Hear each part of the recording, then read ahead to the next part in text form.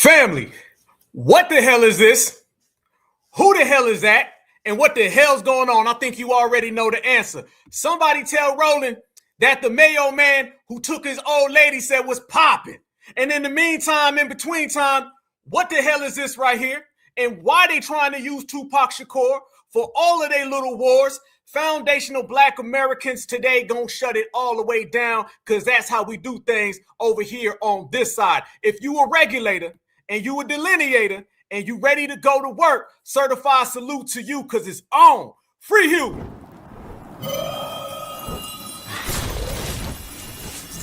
Black Alpha Network. Home of Black Excellence. Power to the people.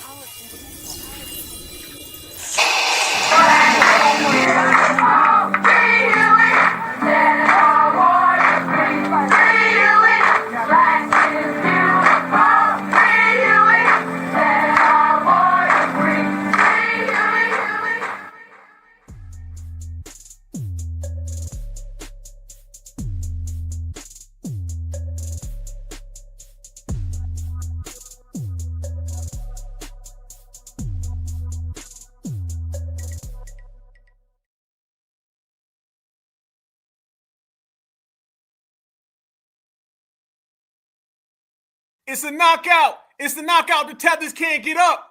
They can't get up. They can't stand right now because the regulators done shut it all the way down. I need all my certified foundational Black American regulators. Go ahead, because if there's ever been a time that we about to do some roasting and some cooking, it is today. So all my certified foundational Black American regulators, regulate. And it's on. Mount up. Atlanta's in the building. California's in here. Duval, I see you. Florida, what's happening? Oklahoma City, I see you, baby. Let's go to work. I see another Florida's in the building. I see Arkansas's in here. I see Brooklyn's in here. Shout out to Brooklyn. You already know. Yes, indeed. Turn up, baby. Let's go. Dallas is in here. One love. Houston's in here. One love. Vancouver. Washington's in here. One love. I see another Virginia's in the place. Florida, let's get it. Let's go. St. Louis, right? Her family. You know I see you. Detroit's in here. North Carolina. Ohio's in here. Ohio, then specifically Cleveland. And I love them both, family. Right there. Columbia, South Carolina. That be the 803. I see Fresno, California. Miami's in here. Another North Carolina. Kansas, Georgia, Atlanta, Alabama, New Orleans, Chicago, Tallahassee, certified salute, Baltimore, Kansas City, Augusta, Boston, Inglewood, always up to all good. And North Carolina, South Carolina, Savannah, GA, that be the 912, and they know how we do. Shout out to y'all. Let's go to work. Family, hell no. No, fam. If you a certified regulator, fam, please put 100 in the chat because these people don't understand. They don't understand. They think they gonna halfway delineate or kind of regulate. Ain't no such thing. We said certified 100, fam. That means you stand on 100, you speak 100, you give your 100, you regulate at 100, you G-check at 100, you PIMP slap at 100, because anything less than that would be uncivilized, family. So they got a war popping off over there in Iran, y'all. And do y'all know right now they trying to low-key get foundational Black Americans involved? And they out here making fake pictures of Tupac Shakur. Let me tell you something, as somebody who reveres Tupac and somebody who has been compared to Tupac, that ain't happening. And on everything my foundational Black American soul gives me, I'm shutting all that down. Look at all them hundreds in here, fam. So it seemed like the regulators are here. So let me go ahead and tell you what that means. If you are a wimp, a smut, a COON, a tap dancer, a buck dancer, a can't we all get along? Not all of them is bad. Where's the white women's act? If you one of them, can't we all be friends? Diaspora, y'all being divisive, xenophobic, a hate group, get your ass out now and hit the exits because some regulators done showed up. Family, this woman right here is trying to tell us that we don't need to go to Africa because Iran is going to get us. Oh, I'm so scared. Family, bear through all this tether babble, but the regulating about to commence. This woman told us that don't come to Africa for them to save us when Iran comes to get us. Who gonna tell her? We gonna tell her. Let's go. Attention to America. I see you always want to come to Africa when your country is in trouble, when your country is at war. And I see you are at war. Do not come to Africa. You come to Africa, you don't farm nothing. You don't know how to make your own food. You don't know how to grow your own food. We have the supermarket on the streets. You will buy all of the foods. We cannot have that here. And these people lie to you. We are not living in a hut or anything like that. You cannot come here with the rushes in the ras. We have no rushes. We have no ras. You come here with that bullshit, you will get us sick. You will give us disease. Like the white people did a long time. Hold up. What she just say? We gonna give them something. You gave yourself something, but you still ain't gave yourself a homeland. You still ain't gave yourself running water. Oh, we going today, family. To go back home. We do not care if you are at war. And we have war in Africa every day. We just have to survive that shit. You too spoil. You come to this country, you will work. You have to work. The social security is nothing. No Section 8. You have no home to live in, you go live with the lion. So you will not like this country. You will not like it here. Did she say we have to live with the lion? What, the lion that lives next door to you? The lion who got a better living condition than you? Fam, I want y'all to remember, when they start talking about them lions is living better than them. You're lying about the lion. The lion got a 2-bedroom apartment. Your ass got a no-bedroom hut. Who you talking to? No Section 8. You have no home to live in, you go live with the lion. So you will not like this country. You will not like it here. What you need to do, you need to pick yourself by the bootstraps and you need to go outside and lift that weight. You need to go pick up a tree so you can get your bones stronger. Wait a minute. Did she just say we need to pick ourselves up by the bootstrap? And then they tell us that we act like the supremacists? Where you get that from, Mrs. 15 Head? Where you get that from, Mrs. Zero Hairline? Where'd you get that from, Mrs. Zero Deodorant or perfume? Where did you get that from, Mrs. Joloff? Sound like you got that from your W slave master. Here we go, fam. They telling us that Iran is gonna get us so we can't seek refuge in Africa. Who gonna tell them that Africa's getting pillaged right now? Who gonna tell them we wasn't coming any goddamn way? Who gonna tell them that we run the yard? Oh, they gonna find out one way or another, and after this broadcast, everybody will. Regulate. Because the Iran people is coming for you. They is coming for you. I know how the Iran people do things over there. You need to go pick up a tree so you can get your bones stronger. Because the Iran people is coming for you. They is coming for you. I know how the Iran people do things over there. They will come for you. And you cannot come to Africa. You cannot run here. We have too many people here or too many things going on here. We cannot have you here too. You know, we in education is bigger. It's bigger in this country. What? So you will not want to do the file. We. No, your ass. What you mean education is better over there? You got the worst education on the planet Earth. Who you talking to? Fam, y'all notice how she's openly trying to sick Iran on us? I thought we was all black, brother. I thought we was all friends. I thought we all got along, brothers and sisters. Y'all see why there ain't no love? Y'all see why we standing on business? Y'all see why we booting them to the moon? There you go. That's the reason why. Language is a day. That's why we have to learn. So do not come to Africa. This is coming from your sister. We want to see you online. We want to see you at the red lights working on the headlight. We do not want to see you in the field, okay? We do not. Did she just say coming from your sister? Look, fam, they'll say all of that and then say that we brothers and sisters. I want you to realize how these people be trying to weaponize all that friendly stuff. Fam, she just sat there and said, we don't know what we talking about. She just sat there and wished harm on us and then turned around and said, but we are brothers and sisters, right? See what we talking about, fam? Don't that sound just like Mr. Mayo? Don't Mr. Mayo say the same damn thing? Yes, the hell he does. I want to see when education is bigger. It's bigger in this country. So you will not want to do the 5 languages a day. That's why we have to learn. So do not come to Africa. This is coming from your sister. We want to see you online. We want to see you at the red lights working on the headlight. We do not want to see you in the field, okay? We do not want to see you in the field. So just stay where you are. We stay where we. And we will come and visit each other every once in a while. But you people don't come to Africa. No. No. Your ass better not come to America. And guess what? You ain't coming to America because guess why? You gonna get deported. Family. If you're ready to go, let's go. That's what we're talking about. That's how they feel, fam. Damn anybody telling you about friendship. Damn anybody talking about allies. Damn anybody talking about solidarity. Damn anybody talking about unity. You see how they really feel. They over there wishing that something bad happens to the United States of America. You know why they wishing that something bad happens to the United States of America? Because they don't like Black Americans. I'm going to say it one more time and double up and bring it back. Notice, fam, she's not sitting there having this conversation about what's going on in her homeland and why foundational Black Americans is knocking them out. And then at the same time, let me show y'all something and tell me, y'all, is this not the realest thing you've ever seen in your life? Look at this right here. Right here, family. That's reality right now. Let me tell you what I see, family.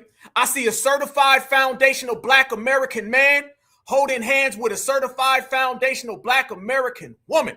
And they both standing in foundational Black America. And why they standing in Black America? You look up in the sky and them folks is way on the other side of the earth wishing harm on us. But guess what? We still ain't separating. We still ain't falling back. We still standing together. That right there is what delineation is shutting down, fam. There ain't nothing they can do to us, family. There ain't nothing they can do to us. You can scream, you can harp, you can talk motherland, sister, brother, you can talk all that. My brothers is right here. My sisters is right here. My foundational Black American certified lineage is right here. F your homeland, whoever you may be, and if you don't like it, take that one, pack it up, put it in your pocket, give it to your kids too, because we don't give a damn, fam. We focus on us 24/7, 365. Ain't nobody, and I mean nobody, gonna use us and abuse us and try to get us to fight their wars, try to build their homelands, or try to get our money. All of that is over. You might as well stop asking, because the games are done. Foundational Black Americans is holding it down. Now you see how these people feel. Now you see what these people is thinking. And now you see that these people are upset because foundational Black Americans, we ain't giving them nothing in return, y'all. No. Birthright citizenship. Foundational Black Americans only. Foundational Black American indigenous ancestry is for us only as well.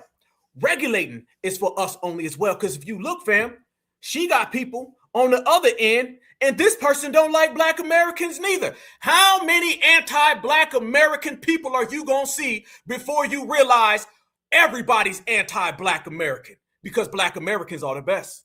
The foundational Black Americans are being they're getting the pushback they deserve. Because as a Black British person, if I said something, you Tether, you hate us, they would have just come at me in a way that would have just been so annoying. But I'm loving to see the discourse of Black Americans come at them and say, hold on. What you're doing here is wrong.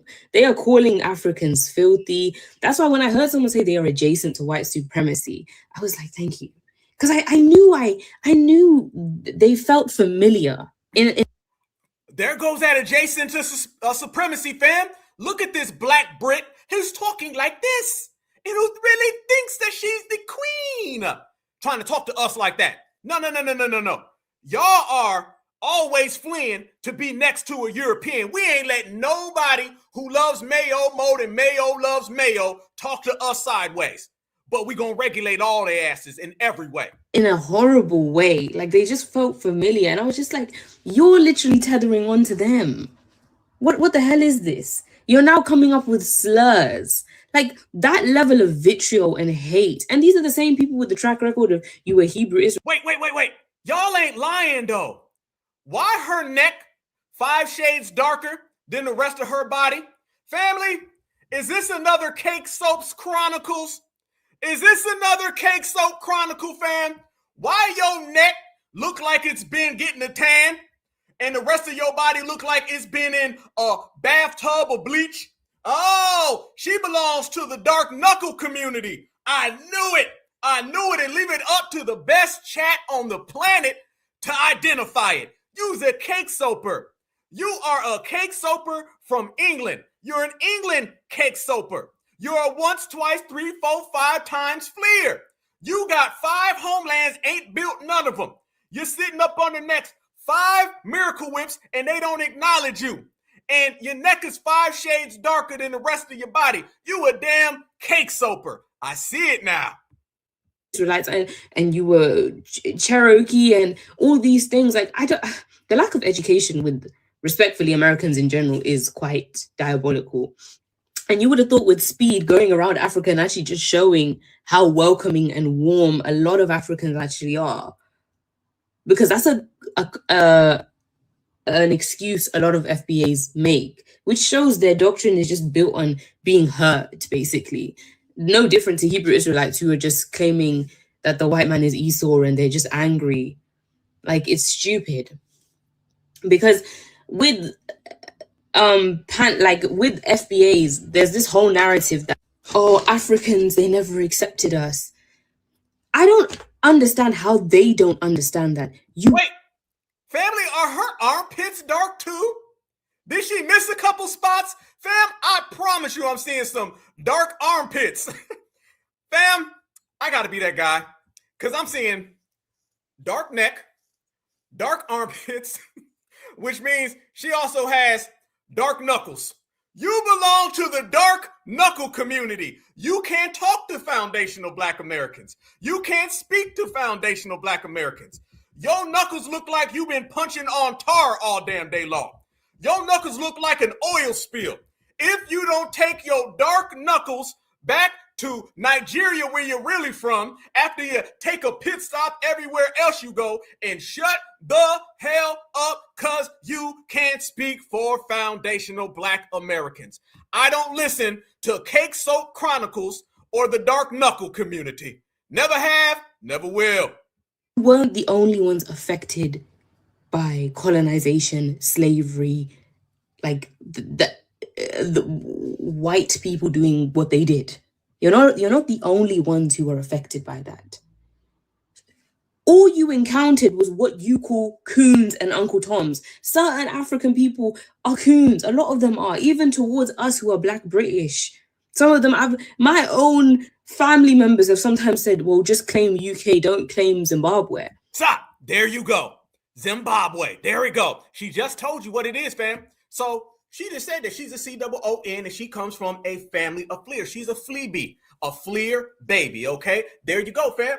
A fleer baby. So let's see what we have here. We had the African who's in the car with 0 hairline talking about foundational Black Americans don't need to come to Africa, wasn't coming anyway, okay? And then we have the Cake Soap Chronicles and the dark armpit community, which is bad. I mean, the dark knuckle was bad, and then the dark neck, that got bad, and then the dark armpits got even worse, okay? You look like you got tar in a headlock. You can't talk to me. And this is where we're at with it now, family. They can't talk to us. Who told these people they can speak to us? I am a foundational Black American, okay?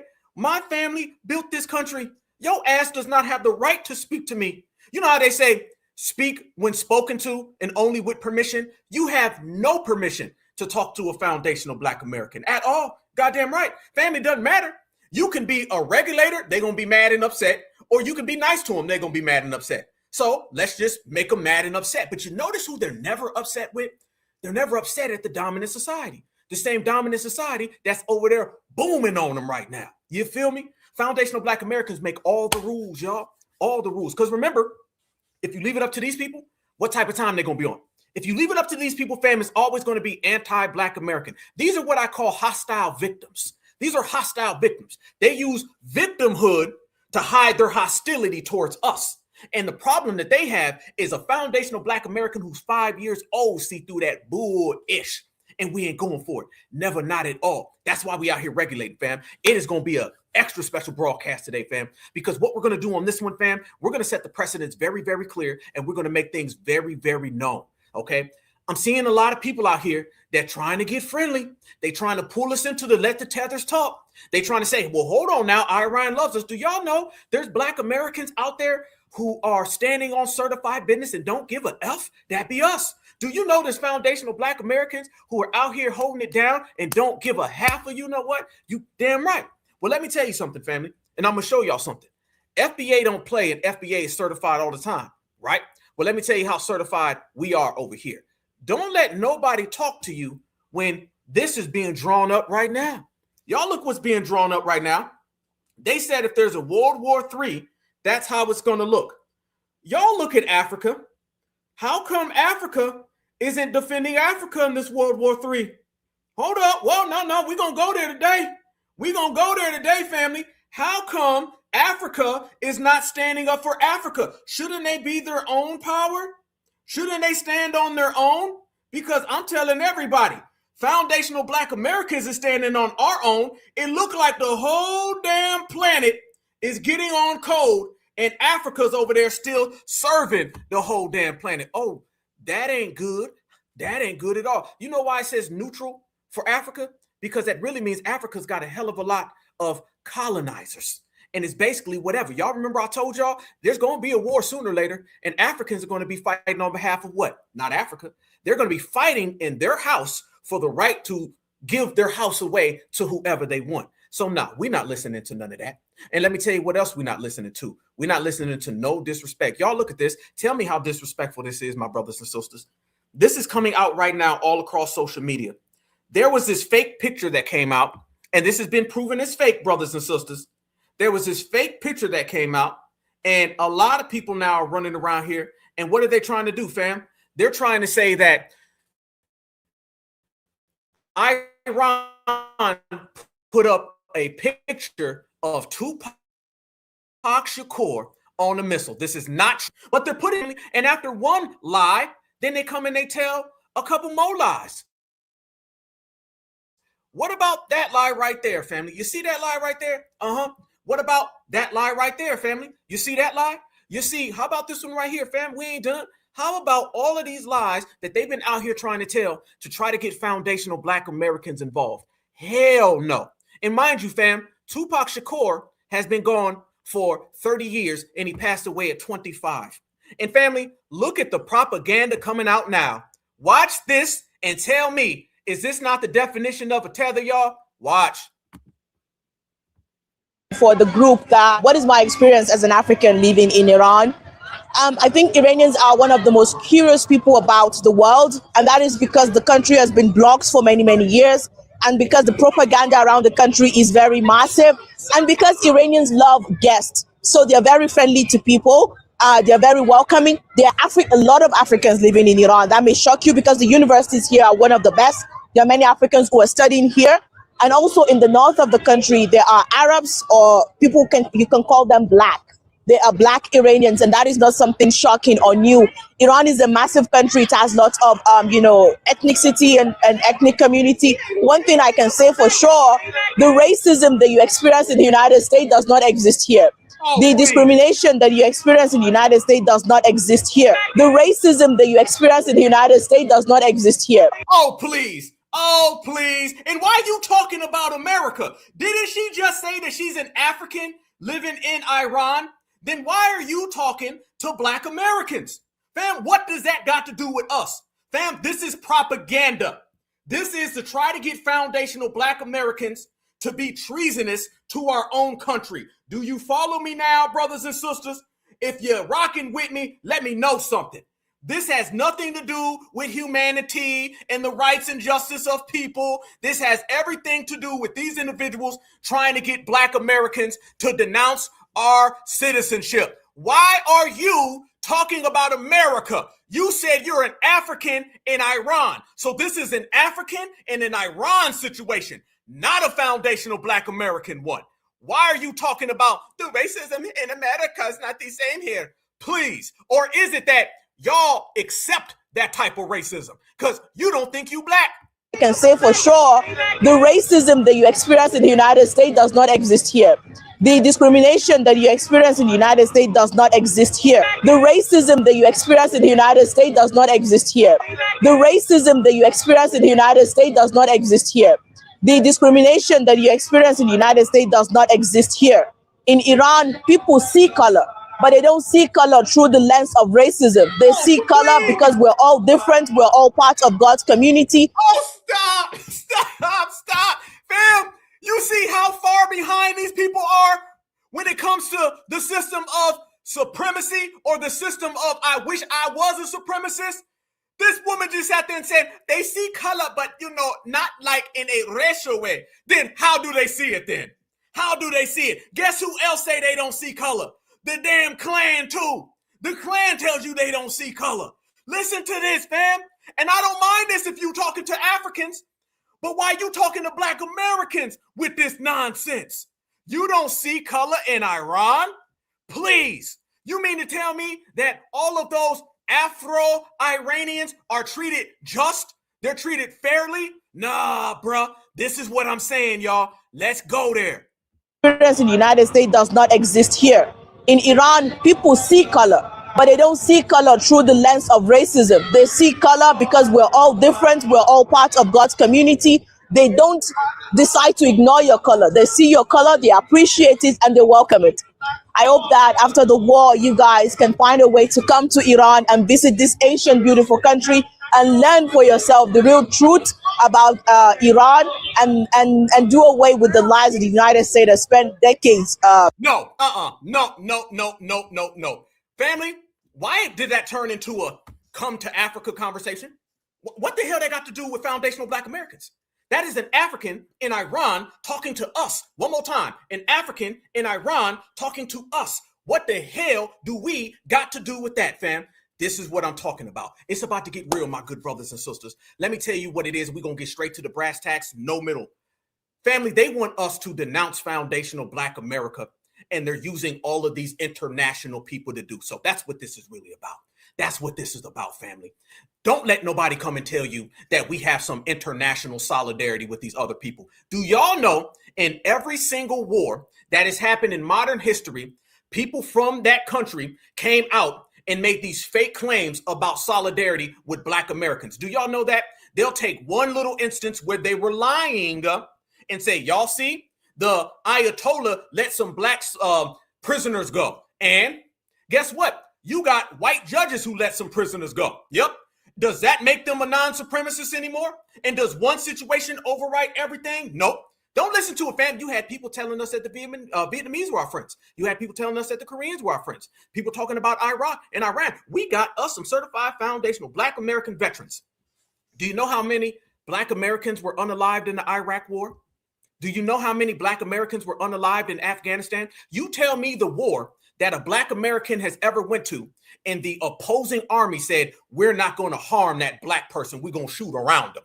Y'all tell me, did they do that in Vietnam? In Vietnam, family, did they say, oh, we're going to skip over the Black folks? And we all know the stories about Vietnam because we all heard that the W's were going over there and they were linking up with the Vietnamese and saying the N-word to the Vietnamese. And guess what the Vietnamese did? They said, thank you, Mayo, and said the N-word right back to Black Americans. Don't you ever believe none of that, fam. And you're going to have a hell of a lot. I made a community post earlier about this situation. And do y'all know all inside of the community post, people are in there saying, man, they do love us, Black Alpha. Man, how you going to say that? Because I said it because it's the truth. That's why. Don't you ever let nobody get set up for that. I'll never let no foundational Black American fall for that game that these foreign people love us so much. No, the hell they don't, fam. And it don't stop there. No, I got more for y'all. Let me show y'all what the love they talking about. So much love, right? So much love. Can I tell y'all this and show y'all this? If it's so much love, family, and they go to war and they start doing things to America, are they going to skip over all the Black cities? Are they going to skip over all the Black towns? Where's this specificity when it comes to Black Americans? It don't exist. How about this, fam? Does this sound like love right here? They are out there screaming death to America. Yes, they are. This don't sound like the Iranians love Black Americans. Let y'all be the judge. Here we go. Hey, folks. Hey, American people, here is Tehran, where Iranians keep chanting death to America every single day and night. But what does it mean? Every single day and night. But what does it mean? Damn, stop. What does death to America mean? How many ways can you interpret that? Is she about to give us some breakdown? Well, let me tell you when death to America really means. It means death to America. And it's coming from a foreigner. And I'm an American. So I ain't trying to hear it because I see that as hostile. Fam, if you don't see this as hostile towards us, you need to leave. You need to leave the United States of America right now if you don't see this as hostile to Black Americans. Hell no. Let's go. Let me translate it for you. First of all, I want you to know that when we say death to America, we do differentiate between the American government and the American people. Death to America means death to the interfering policies of the United States and death to your corrupt... No. Stop playing. What it really means is your government on a Wednesday in the middle of April. Now, had this been May, we wouldn't have said it that way. So death really means love. If you really look at it, because when you look at the Quran, death really spells out love, but it just uses different syllables. Miss me with all of that.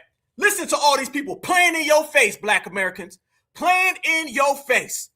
Satanic pedophile leadership and politicians, not to the American people. Hey, here come the anti-Donald Trump stuff. Here we go.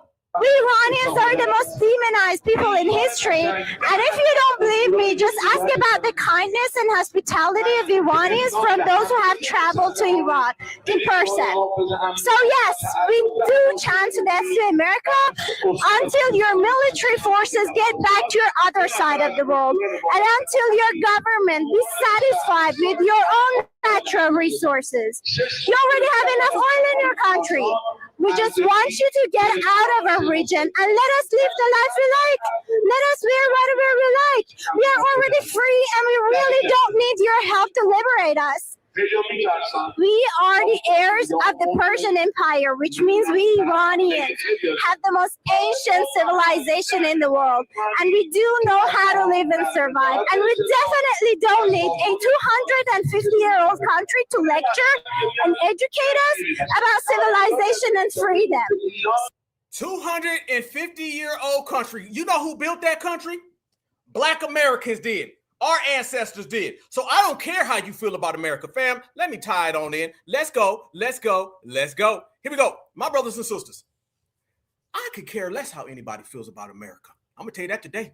I'm going to tell you right now, family, I don't care what you feel about America. I don't care what you feel about the United States government. Because guess what? I guarantee you over there in your homeland, your government don't like you. You need to worry about why your government don't like you and why the women walk around and got to stay enclosed and why y'all got a revolution. At the same time, Iranians are in the street in America saying they want Donald Trump to come take them down. I see a lot of inconsistencies with y'all in y'all country. But let me tell you the consistency with my country. My country means the original, indigenous, aboriginal, certified, foundational Black Americans who built this thing, we still right here. So anytime you got smoke with America, I don't give a damn whether you're saying it in a triangle, a rectangle, a square, or a circle. It still comes back to me because Black Americans aren't foolish. Black Americans don't believe you. Black Americans don't trust you. And we know however you feel about America, you feel 100 times worse about Black Americans. Because y'all know what it really boils down to, my brothers and sisters? Absolutely. Amen.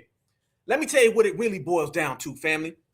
When you're a foundational Black American, you get it two ways. I'm going to tell you what that is. You get it because you're Black, and then you get it because you're an American. This is why anti-foundational Black American hatred is different than everything. We're done just using race in a flat way. We're done with that. Because when you just talk about race in a very, very ambiguous way, very vague, and you're just talking just in circles, fam, that may apply to somebody from Nigeria, somebody from Zimbabwe, somebody from Haiti, but it ain't like anti-Black American hatred. Because let me tell you what anti-Black American hatred upholds. That has everybody hating on us no matter how they look. You got people way darker than us who don't like us. So can we sit there and share racism? The days of us sharing racism are over. Fam, we've ended everything else. Why not end that one too? Y'all ready to end that one too? Can we end that as well, fam? Can we go ahead and end all the shared racism? Can we put an end, a halt, a stop to all of that? I think the time is now, and I think there's no better people than us to go ahead and for the first time in history, put an end to shared racism. There ain't no such thing as shared racism. How can there be? Because people who are non-Black American, They don't like Black Americans no matter how dark they are. You can have quadruple melanin and you still don't like Black Americans. You could be 3 shades darker than midnight. You still don't like Black Americans. So why would we share this open thing with race? What's race got to do with it, family? It's all about lineage, heritage, and culture. And we've been the only ones representing Blackness any damn way. So it's about time we put it into this. There ain't no shared Black American experience just because you dark. There ain't no shared Black American lineage just because you dark. And there ain't no shared racism just because you're dark. Because when you're a Black American, you get it in every way. You get it because you're Black and the only Black people who matter. And then you get it because you're an American, the strongest country on the planet Earth. So don't you ever believe that anybody's going to ever come over here and say we're friends with the Black Americans when we get them 2 times. They got double vitriol. They got double hate. They got double the animosity. Because when they talk about America, they still love the dominant society anyway. But when they talk about our America, they don't like the people who built it. So the days of shared racism are done. And foundational Black Americans and the grassroots certified have put an end to it. Write that down. Now y'all look at this right here. Everybody knows exactly what I'm talking about because we all been living it. Oh, see, fam. Oh, let me tell you this before I play this next clip. When you over here on the Black Alpha Network, because I know we got a lot of new people and I love the love. But family, see, one thing about the Black Alpha Network and Sound, all of us as a lineage, we play by our own rules. So if I tell you we gonna shut something down, we shut it down. I ain't say this was up for debate. We said we're gonna do it. It's over. We said we're gonna gatekeep us over. That's how we get down over here, fam. I don't know why people think there's some type of negotiation here. We're not asking. We're not begging. We're doing. We're not out here saying, can we do this? Should we do this? Who the hell said we need to ask you about delineation? Who the hell said we got to ask you about regulating? Who the hell said we got to ask you about reparations? You got life fucked up if that's what you think.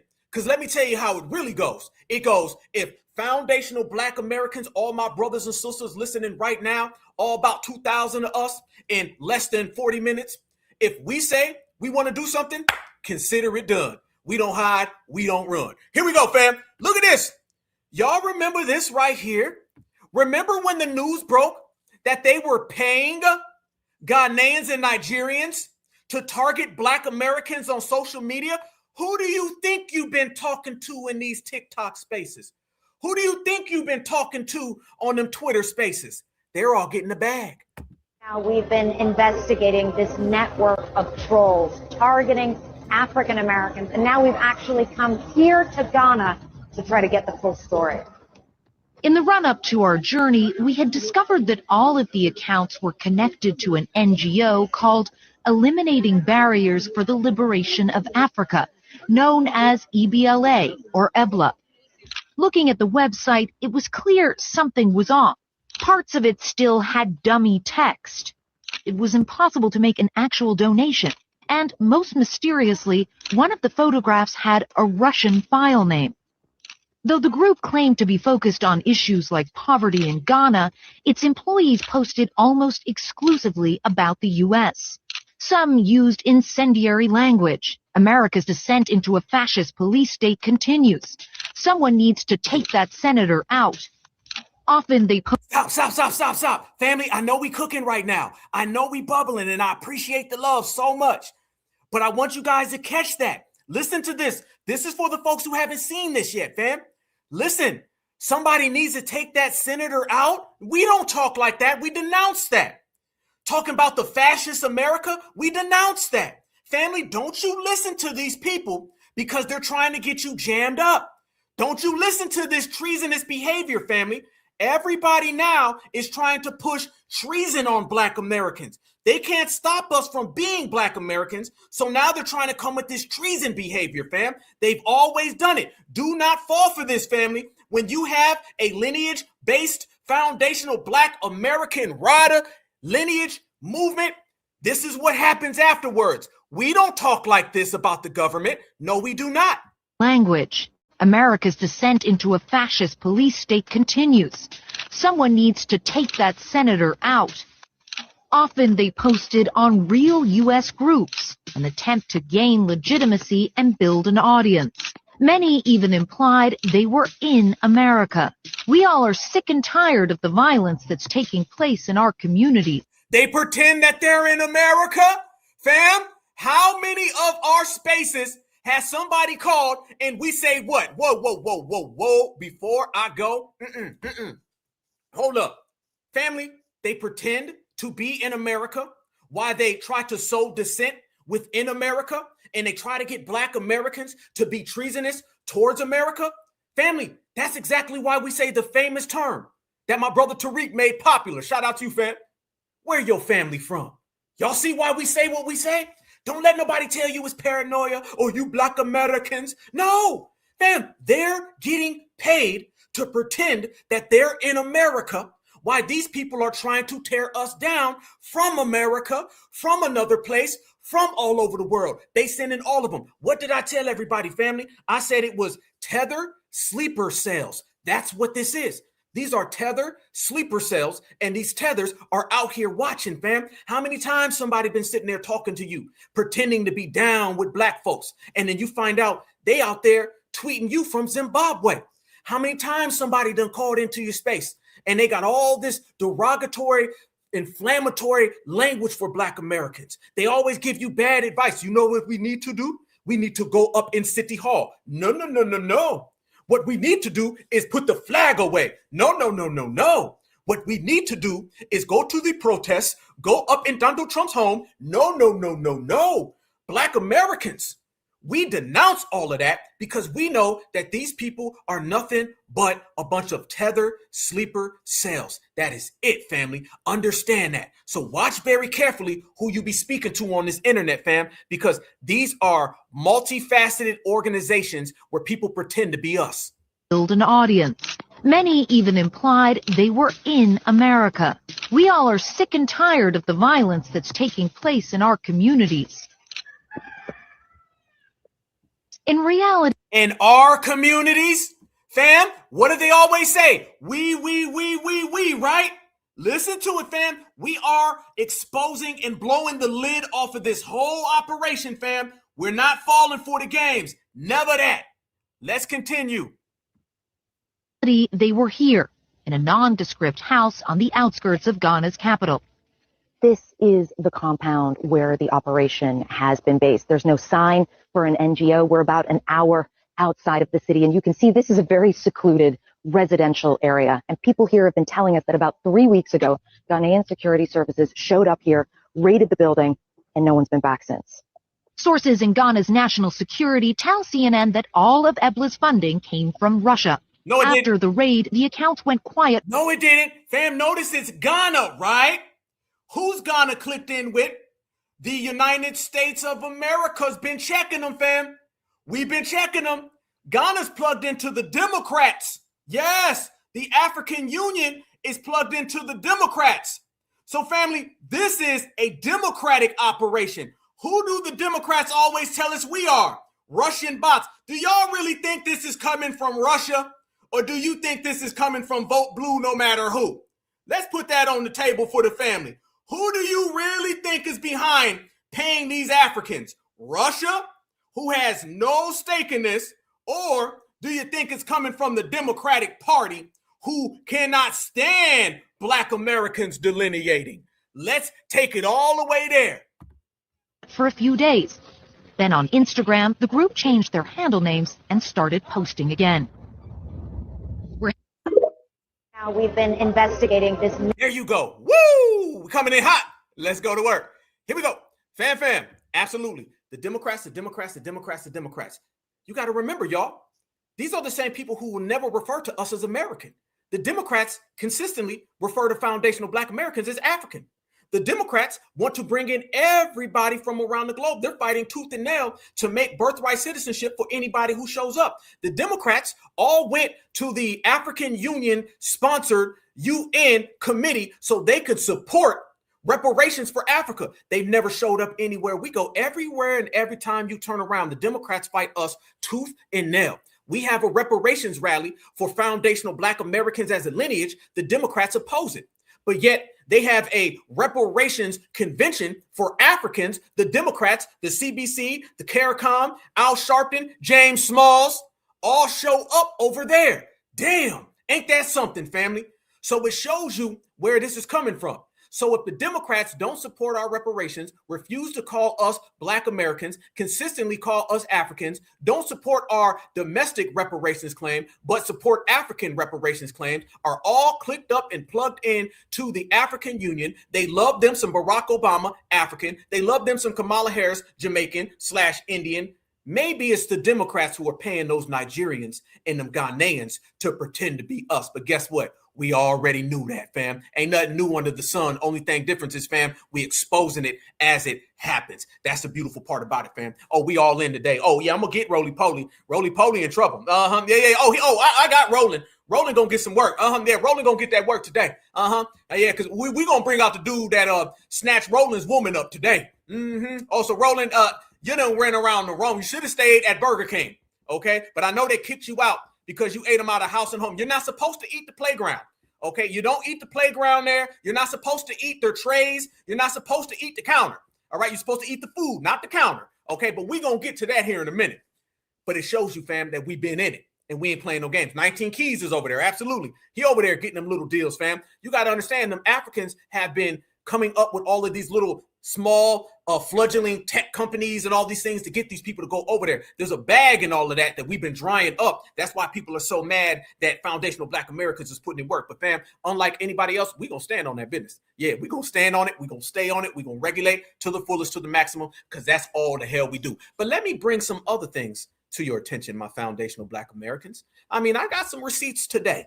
And we're going to go down these receipts. And I want you guys to tell me how you feel about these receipts.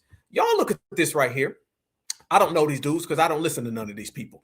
Only thing I do, family, is stay tapped in with you guys, fam. Look at this right here, and y'all tell me what this is about.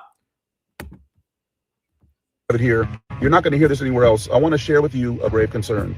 It is for the Black people of Iran. Yes, there are Black people in Iran, Afro-Iranians. They've been there for over 1,000 years. They came via the Arab slave trade, which was larger than the transatlantic slave trade.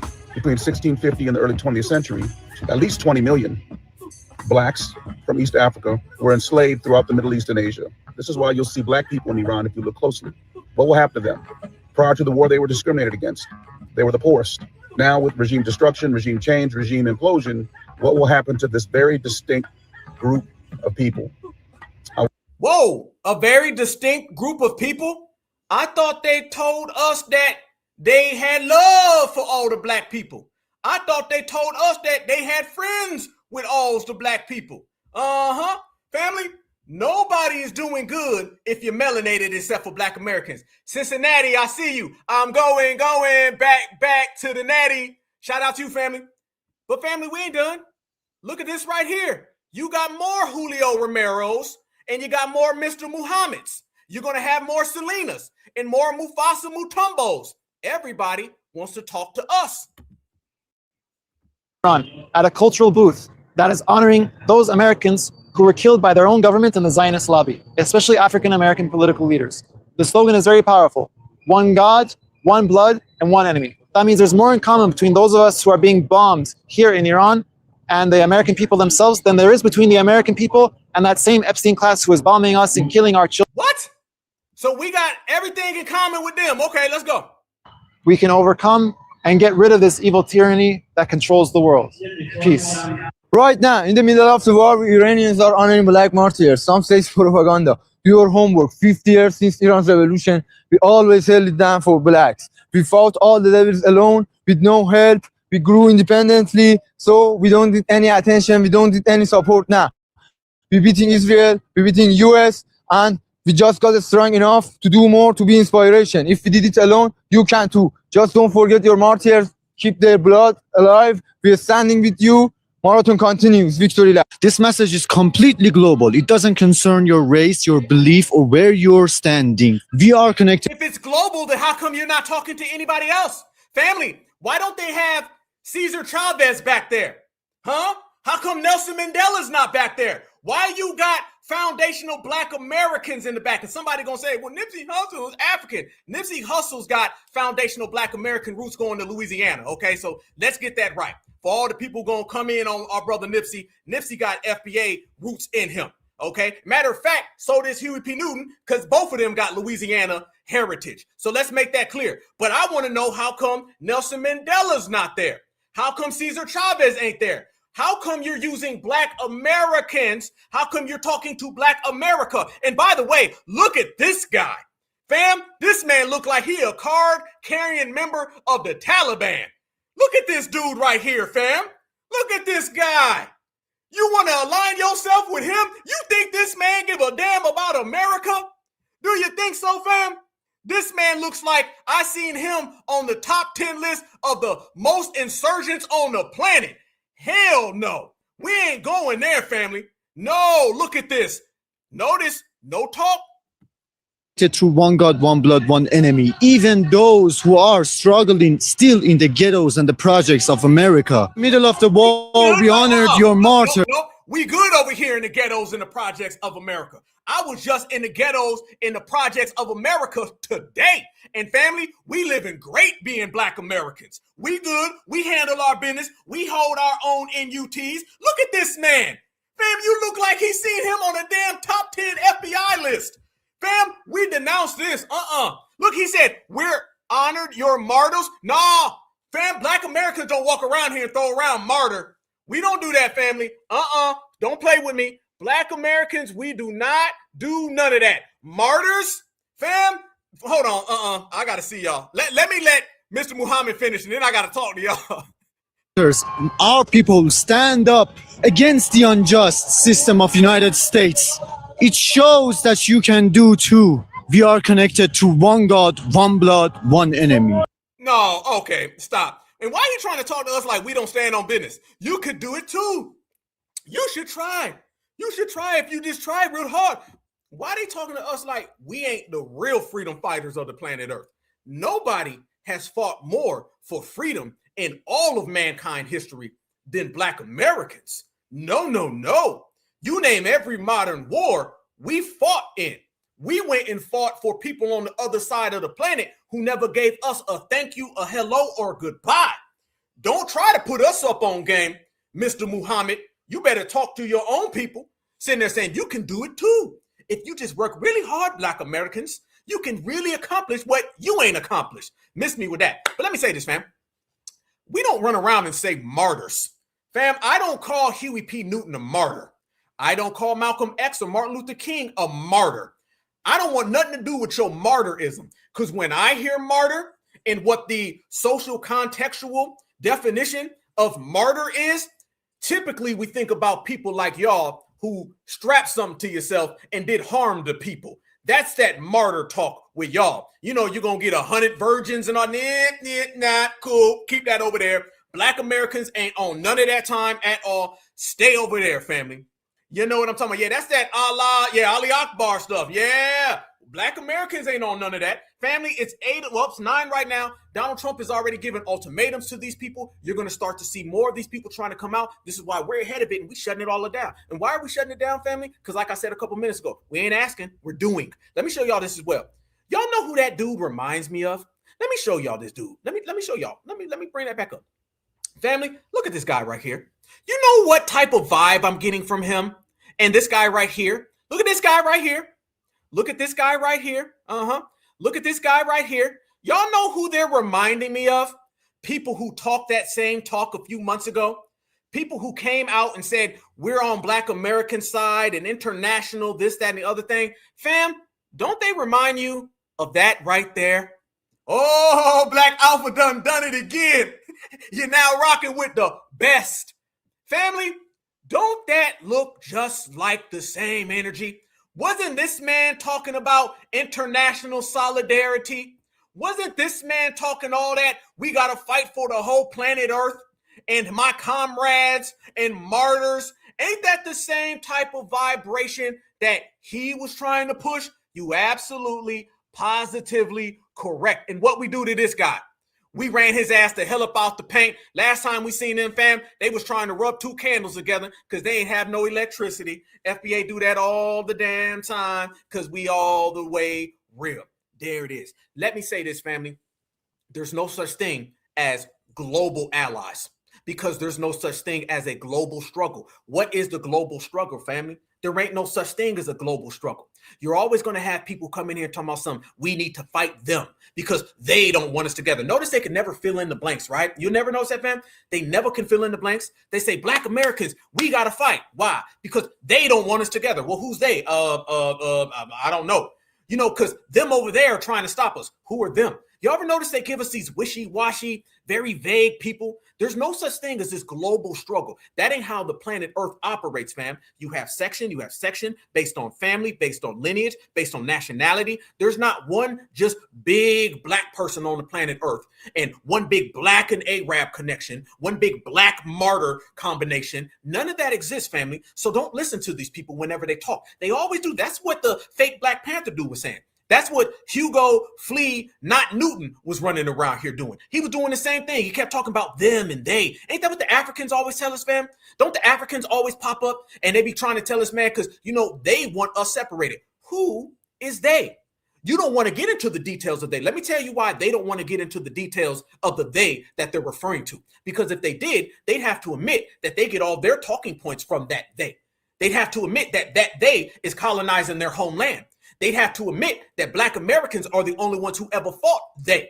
You understand why they always want to keep it very vague? Don't you ever trust somebody who comes up to you and said, we need to be brothers and sisters. Why? Because they gonna stop it. Well, I'm gonna say you and they better get the hell up out of here because FBA is good exactly where we are, standing on business exactly the way we doing it, family. Don't ever trust none of that. That's that global hustle, all right? That's that. We need to quit worrying about the Illuminati, bro. Why?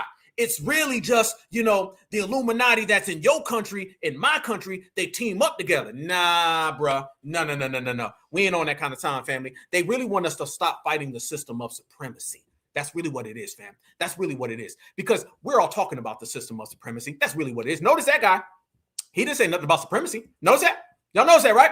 Notice that they got all those little things talking about Black Americans come here, Black Americans help us, Black Americans, we all the same, trying to use Tupac Shakur. How come you didn't use Garth Brooks? You could use Garth Brooks. Oh, because your message isn't to the W's. How come you didn't use George Lopez? How come, fam, you can use all types of Mexicans and Puerto Ricans. You can use white folks. You can use Africans. You mean to tell me you skipped over everybody who you only want to talk to us? Why? Okay. Because you know why? You don't bring up supremacy because in your homeland, you are the supremacist. Don't let these people tell you there's no such thing as color. They see color more than anybody. That's how they operate and that's how they function around it, fam. And foundational Black Americans, we've been knowing this for a whole time. This is why they don't like us, because we know what goes on in their homelands. As a matter of fact, let me show you what goes on in their homelands. If you don't believe me, fam, they're over there talking all that talk about Black Americans. However, I beg to differ with what they're saying. Look at the screen right here, my good brothers and sisters. Look at this. We're going to talk about the Black Afro slaves over there in Iran. Are we going to go there? Oh, because notice, fam, they didn't say nothing about the Black Iranians. I wonder why. Little known facts about the descendants of Black Iranians from the Arabic slave trade. Oh, my goodness. What is that? Oh, my God. Yeah. How come they don't want to talk about that? Shout out to Chaslin. They don't want to go there, do they? They don't want to talk about that. Okay, but we going to talk about that. Because I want to know why you ain't talking about the Black Iranians. Notice what was missed during that whole dialogue, family. Then you're going to get to the real talk about what's really going on. Yeah, she didn't say nothing about it. Matter of fact, she said there is no racism over there. Remember, they don't see color. They didn't bring up white supremacy, and they didn't bring up the Black Iranians. So that lets you know that they front. We did some research, as we always do, family, and we came to find out some things very easily. Yes, one of the primary forms of oppression Black Iranians face is invisibility. The national Iranian narratives, textbooks, and media, the history of Afro-Iranians, many whom are the descendants of people brought to the Iran area through the Indian slave trade, is largely omitted. Identity erasure. Many Iranians are unaware that a Black community has existed in the southern province. Damn. So y'all don't talk about them. I thought y'all loved them so much. What about this one? Colorism and stereotyping. While Iran does not have a Jim Crow style legal racism, colorism is deeply rooted into their societal hierarchies. The most visible Black figure in Iranian culture is Haja Firuza, a fictional character in blackface, who appears in New Year's. While some defend it as tradition, many Afro-Iranians and activists view it as painful, racist, and that reinforces the servant gesture stereotype. Damn. Looks like y'all got a hell of a lot of racism in Iran. But guess what? Black Americans been doing it. So basically, take all your international, we need to be on the same page, we're all oppressed, we all got the same enemy, and shove it up your ass. Because Black Americans ain't falling for it. And what you're not going to do is try to fool my brothers and sisters into diverting our energy onto somebody else's problem. Whatever you got with the United States government is whatever you got with the United States government. But whatever you have with the United States government, you better keep it amongst you and the United States government. Because anytime that spills on to the United States people, then you're going to have a problem with Black Americans. I can't make it more clear than that, fam. Let me tell you something. I support America. Why?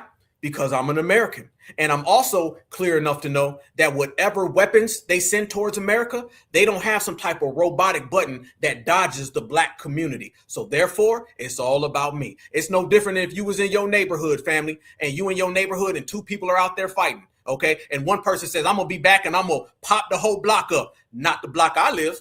I'll tell you that. See, fam, Black Americans always stay in our own space and time. We always do our own thing. We always keep to ourselves. And we good until you cross that line. So whatever issues you have with the United States of America, remember, you got them issues with the American citizens, and we are the American citizens. That's just the way the game goes. Remember this, fam. Foundational Black Americans, we served in all the wars. Did we serve in the wars, family, because we was fighting so much for the government, or were we protecting our house? Remember that, family. Remember that. See, they still see us as slaves. That's why they can't understand the logic that I'm kicking to you right now. If you understood the logic that I'm kicking to you right now, you would know exactly why foundational Black Americans is sitting here standing on business. Black Americans never jumped for joy and said, we doing this for how the government is, or we fighting for supremacy. No, what we saying is that in this land right here, this 50 states right here, this happened to be the 50 states that my ancestors created. It also happens to be the place where my brothers and sisters live, where my aunts and uncles live, where my mother and father lives, to all of the grave sites for all of our elders and ancestors that transition. So yeah, Black Americans gonna protect this house. And I don't give a damn how you feel about it, because that's just the FBA way. Simple and plain, family. We making it simple and plain. So take all your fake solidarity and your ass can go ahead and handle that on your own and wherever the hell you from, whoever the hell says it, because we going to represent for the foundational Black American household. And anybody got a problem with that, come see about it. Let me show y'all even further, fam. While we over here enjoying ourselves, we also know something very, very special is going on. And that is our foundational Black American regulating and delineating. And delineation looks like a lot of things. It looks like us right now with about 2.2 thousand people in the building in the place. It looked like us standing on business for our house. It looked like us standing on business for who we are. But let me tell you what it does not look like. It does not look like this right here. The same people who tell us about the dominant society are doing this right now with the dominant society. Here go another W in Africa.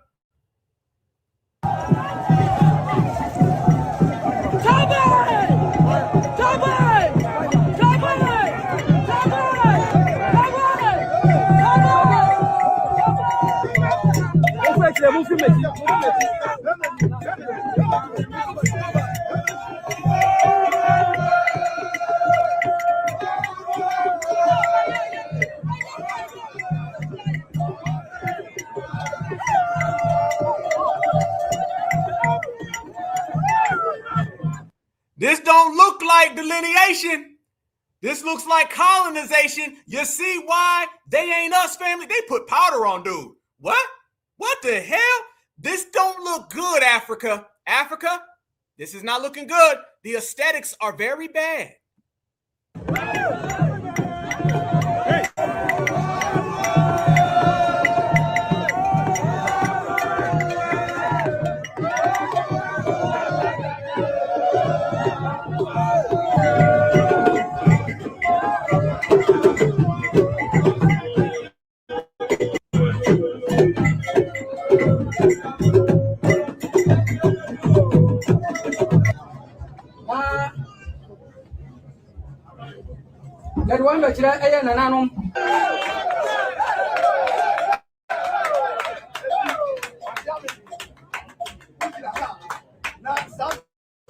I'm sorry, fam. This ain't us. This ain't, look at dude over there. Look at them all happy and proud. Look at that. Fam, how can you have a culture of these people colonizing you and they still get that type of treatment? Really, y'all? Really, though? Nah, we ain't on that. No. And family, that's just what they do. And how many times are we going to see that? You have never seen that go on in the projects of America, fam. They talk all that stuff about in the projects of America. I know how you live. Let me tell you what we don't do. I have yet to look out the window in the projects and see them marching the W down the street, pouring baby powder on them while they are giving this man kingship to the village. I have never seen that. I've not seen that in Baltimore. I ain't seen that in St. Louis. I ain't seen that in Georgia, no through Georgia. South Carolina don't do that. Alabama, Arkansas, the whole West Coast, the whole East Coast, the Midwest, Detroit ain't popping on that. Chicago, we don't do that. So how come I see about 30, 45 of those a year from your homeland? You need to get your homeland together and quit worrying about my homeland, because my homeland is good, great, stronger than ever, very, very, very smooth. And you're not. But family, let me tell you even further what I'm talking about. Okay, these people, yeah, they be out there loving them, don't they? But let me hold on, man. We in here now. Let me show y'all even further, man. It gets worse than that, fam. Y'all know how Black Alpha always tells y'all that they want 350-pound white women from Connecticut. Y'all know I'm always telling y'all about the 350-pound white woman from Connecticut, and that's a low ball. Okay, they really want the 550-pounder. Family, look at this right here. So when Mayo Brad is over there on one side of the village, they're doing this over here with Mayo Becky. Look at this. One man begin. Hey. One man begin. This is something. So much. One man begin glad I know the last comment of it. Look at I this. know the last comment of it because I know before. Now what people want me poor man begin they cry, but God no go allow us to cry that type of cry.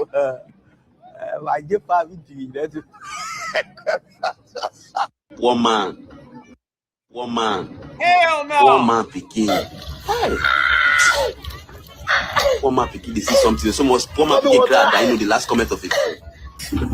Fam, what the hell is this? I didn't know belugas could fly. I didn't know that. I didn't know hippopotamus could fly until now. Africans done proved me wrong, I guess, because they done showed me a flying hippo. Fam, there's a lot of things that I knew was going to happen today. I didn't think that a flying hippo was on the cards, but apparently it is. And there you go. Voila, checkmate. Family, family, family. Brothers, sisters, kings, queens, goddess, guys, all my brethren, y'all. They not like us, never have been, never will. We've already established that. So this ties us back into what we're speaking of, family. It's all about FBA standing. Your boy, y'all lighten her up. Okay, lighten it up. Somebody said Roseanne Barr. That's like Roseanne Barr and Rosie O'Donnell, okay? Just horrible. Just, ugh. Okay? But there you go. They be loving them, man. Matter of fact, hold on. I got another one for you. Fam, if that wasn't bad enough, I don't know why I'm doing this, fam. Look at this little African kid who's over here in America. Look at this family. He done got adopted by his Mayo family. And boy, look at him. He about to start crying. Oh, you thank me. Oh, I am in Miracle Whip heaven. He's in Miracle Whip heaven, y'all. Because he done got a birthday cake and he ain't never had a birthday. I'm not lying. Watch.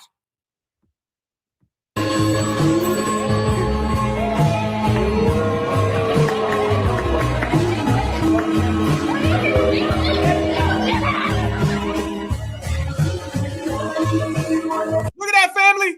He over there celebrating. He's like, woo! Oh, I get some hugs. I never had one of these. I never had a cake. I never had a candle. But I really want the mayo. He didn't even look at the cake, fam. Look at this. They done gave this man a cake. He said, I don't want the cake. I want Jake. He didn't even want the cake. He didn't blow the candles out. He ran around the cake because he wanted Jake. I'm telling y'all, they don't give a damn about no damn money. They don't give a damn about that. He wants Jake F the cake. Look at it. He said, no, I want you. I want you. If not having a birthday wasn't bad enough, if not having a cake was bad enough, Why are you over there jumping? Look at the Mayo lady got to say, go get your cake, man. Look at him. She's like, go get your cake. Look, there's a cake. He said, I want Jake. I want Jake instead of cake. And if he could get Jake and a cake, or Jake to come out the cake, he would love it. You know they be loving them Euro strippers. You know what it is, family. Look at him. Happy as hell. Look at him over here. Look at this dude. Look at him. Look at this man. Hercules. Hey, this man over there clapping hands. Hercules. Hercules. Hercules. Look at that. Forehead booming. Forehead booming. Look at Jake in the cake. This is what I'm talking about. I'm telling y'all. He said, I want you. You want the cake? No, I want you.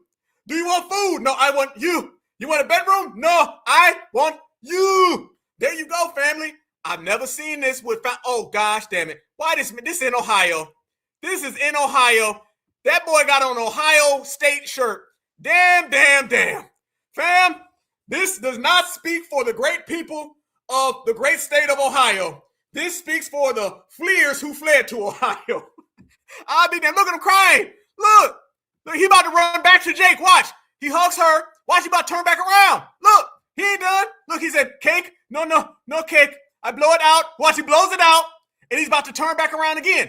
I want Jake again. He ran back to Jake. Damn.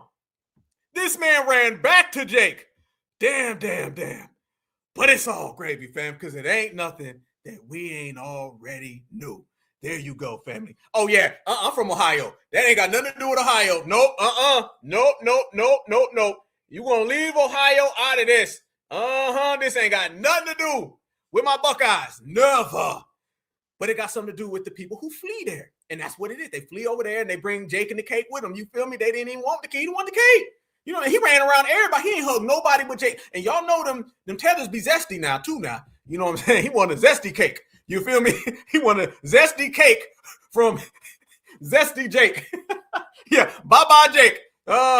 So, it was his first birthday. No lie, that was his first birthday. I ain't lying. That's really what it was. All right, so that's what it is, family. And this is what we've been separating from, fam. And it's very clear that we create more and more distinctions. Distinctions are good. It's working for us. Remember what I always tell people, fam. We are not creating distinctions. We're enforcing them because they've already been at factor and in play, fam. So it's nothing new. Don't let nobody tell y'all that we out here creating something that wasn't already existing, fam. We already are shutting it down. That's what Black Americans are doing. And speaking of shutting stuff down, oh, fam, let's talk about that daily wrap-up crew. Y'all know that same daily wrap-up crew that always brings tethers on and the tethers come on and just say inflammatory stuff. Did y'all see the daily wrap-up crew had that one dude, he's zesty as hell, that Republican dude who's always dissing Black Americans, and the daily wrap-up crew had him on there to talk about delineation. Fam, nobody needs to be talking about delineation other than the people who are the delineators. Remember that, fam. Write that down, mark that down. The only people who are qualified to speak about delineation are the delineators. Remember, these people don't want delineation. These people get mad at delineation. So how come you always want to talk about delineation? The daily wrap-up crew had that one dude on there, fam. And let me show y'all, fam. Let me show y'all.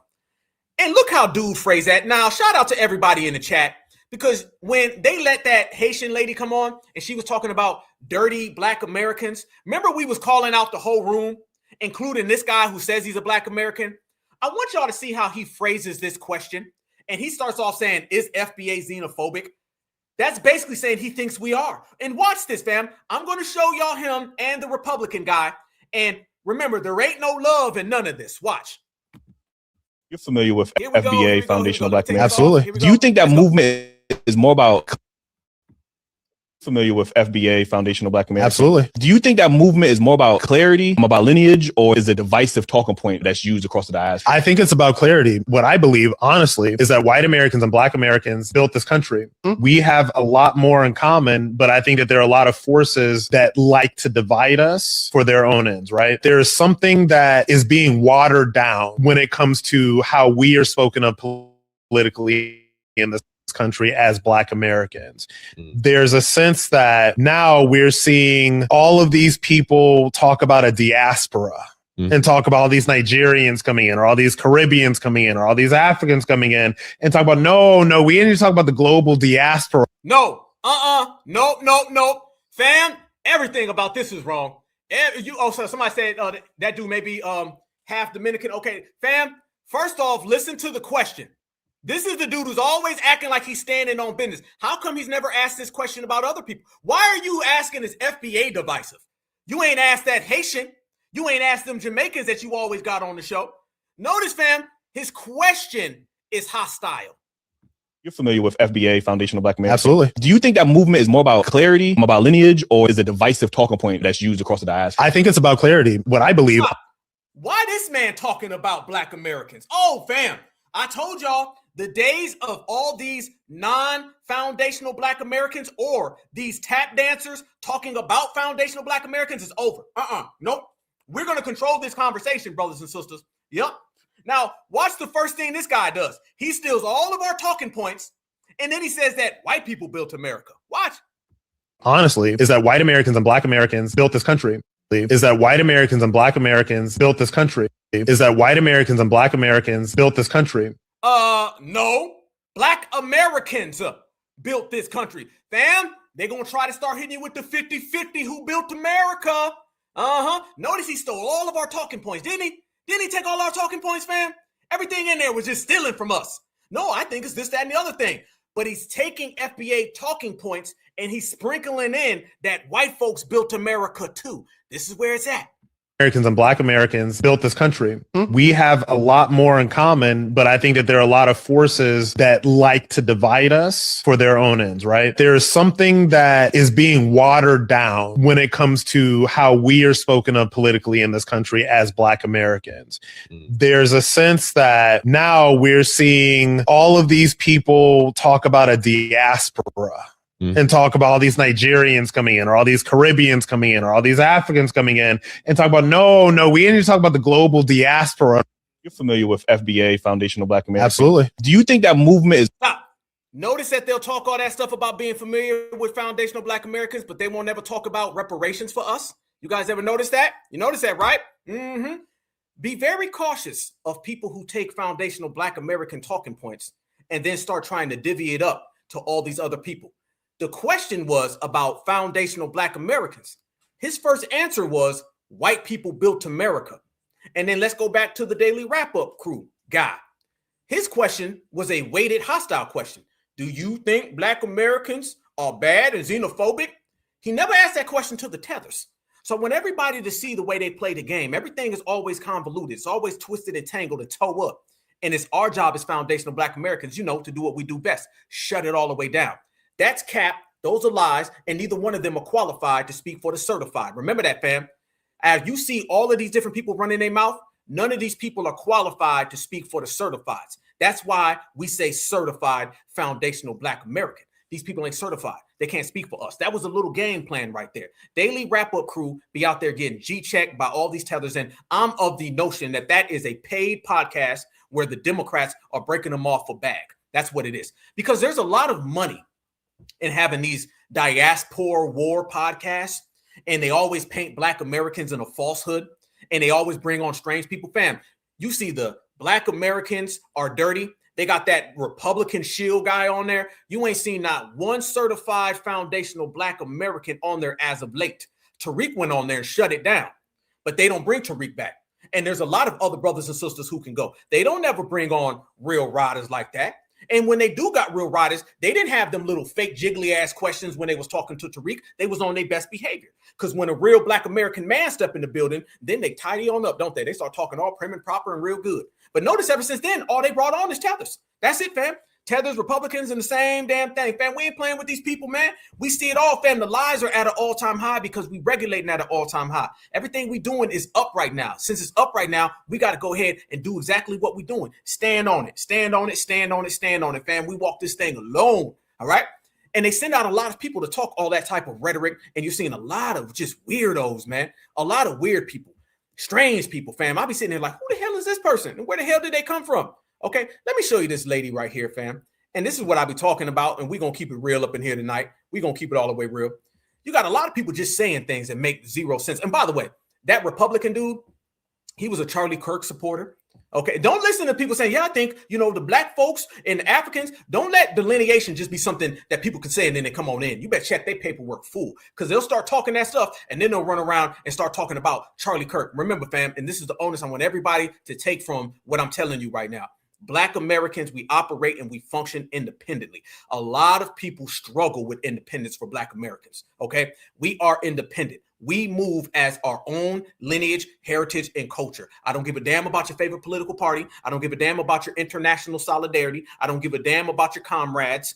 FBA operates like this because there's always going to be people who come around us and fight us tooth and nail to go fight for other people. We're going to have to regulate that. I got people still telling me, no, Godfrey's cool. When did Godfrey not become cool? After he told us to suck a Is it that one? Remember, Godfrey said that. He said, y'all can eat a Remember that, fam? And people still be cool with them. No. It's okay. We regulating everybody who disrespects. That's just the way the game goes, fam. And that's how things get done. If you're really about work, you got to work. You can't be opening the door for everybody, fam. When that I don't know about anybody else. At my house, okay, when the doorbell rings, kids don't answer the door.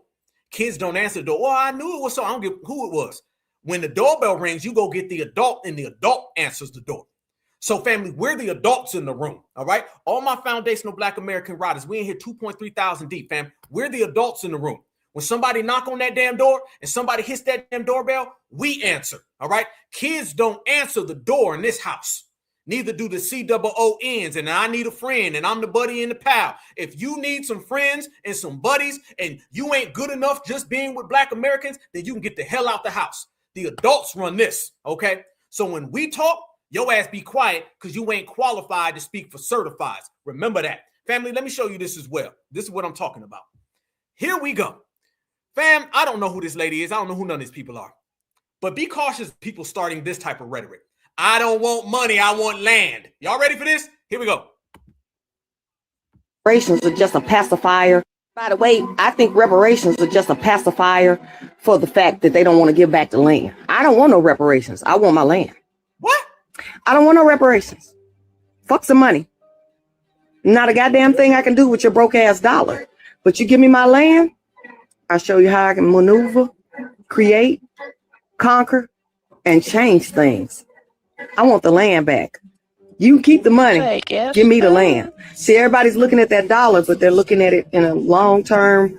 Oh, I'm going to be able to be rich forever. No, you're not. Money runs out. But the land is always here. I want the land. By the way, I think reparations are just a pacifier for the fact that they don't want to give back the land. I don't want no reparations. I want my land. Land. I don't want no reparations. I want my land. I don't want no reparations. I want my land. Wouldn't the land be your reparations? I see what this is. Yeah, op talk, op alert. I'm gonna have to get the op alert sounds, fam.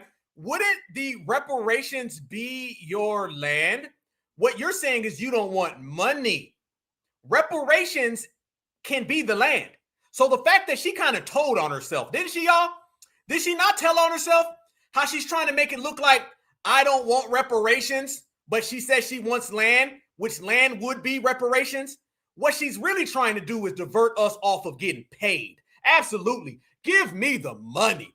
Give me the money. Fam, we are in the most capitalistic country on earth and they don't want money. Don't you ever listen to somebody who say they don't want the money. You couldn't get nobody on the planet to say they don't want no money. I don't want the money. I want the land. Because the land could be the land. And if it's in your hand, it could be $1,000. I don't really know what you want money for because it spins. That's why. Watch these people. They don't want to give back the land. I don't want no reparations. I want my land. I don't want no reparations. Fuck some money. Not a goddamn thing I can do with your broke ass dollar. But you give me my land, I'll show you how I can maneuver, create, conquer, and change things. I want the land back. Fam, these people don't understand. They don't get it. They don't know, fam. Dollar bills, family. That's what it's all about. It's always about money, family. Let me ask you all this question. You got people who claim to be Black Americans. I don't even know if that one's Black American or not. Okay, I don't say you Black American till that stuff is confirmed. Fam, do you think any Tether would say that they don't want money? Okay, fam, we done brought in all these people who came in here to the United States of America, right? All those illegals. Let's think about it. Those 30 million illegals that came in during Biden and Kamala. Do you think they don't want money? Y'all notice how they want us to denounce money, but yet they want to hand out money to all of the different immigrants? I've never seen the immigrants say they don't want money. None of the refugees, none of the migrants. They all say, I'll take all the money you give me. And then you got these super complex Negroes who running around here talking about some, nah, because technically the money and the dollar bill, and by the way, fam, miss me with all that, the dollars don't mean nothing. Fam, did any of y'all wake up today and your dollars didn't spend? Let me ask y'all that question, fam. Did any of y'all wake up this morning and your dollars didn't spend? That's a way to divert Black Americans off of reparations, is to downplay the dollar. Dr. Kubar be doing that stuff, fam. See, this is all to take our mind off of the money. This is all reverse psychology. The world plays this fake game of reverse psychology with Black Americans. That's why I'm so proud that the adults are running our foundational Black American community, because we ain't going for it, fam. You know what I mean? That's the thing about certified foundational Black Americans. They're always trying to disassociate us from money.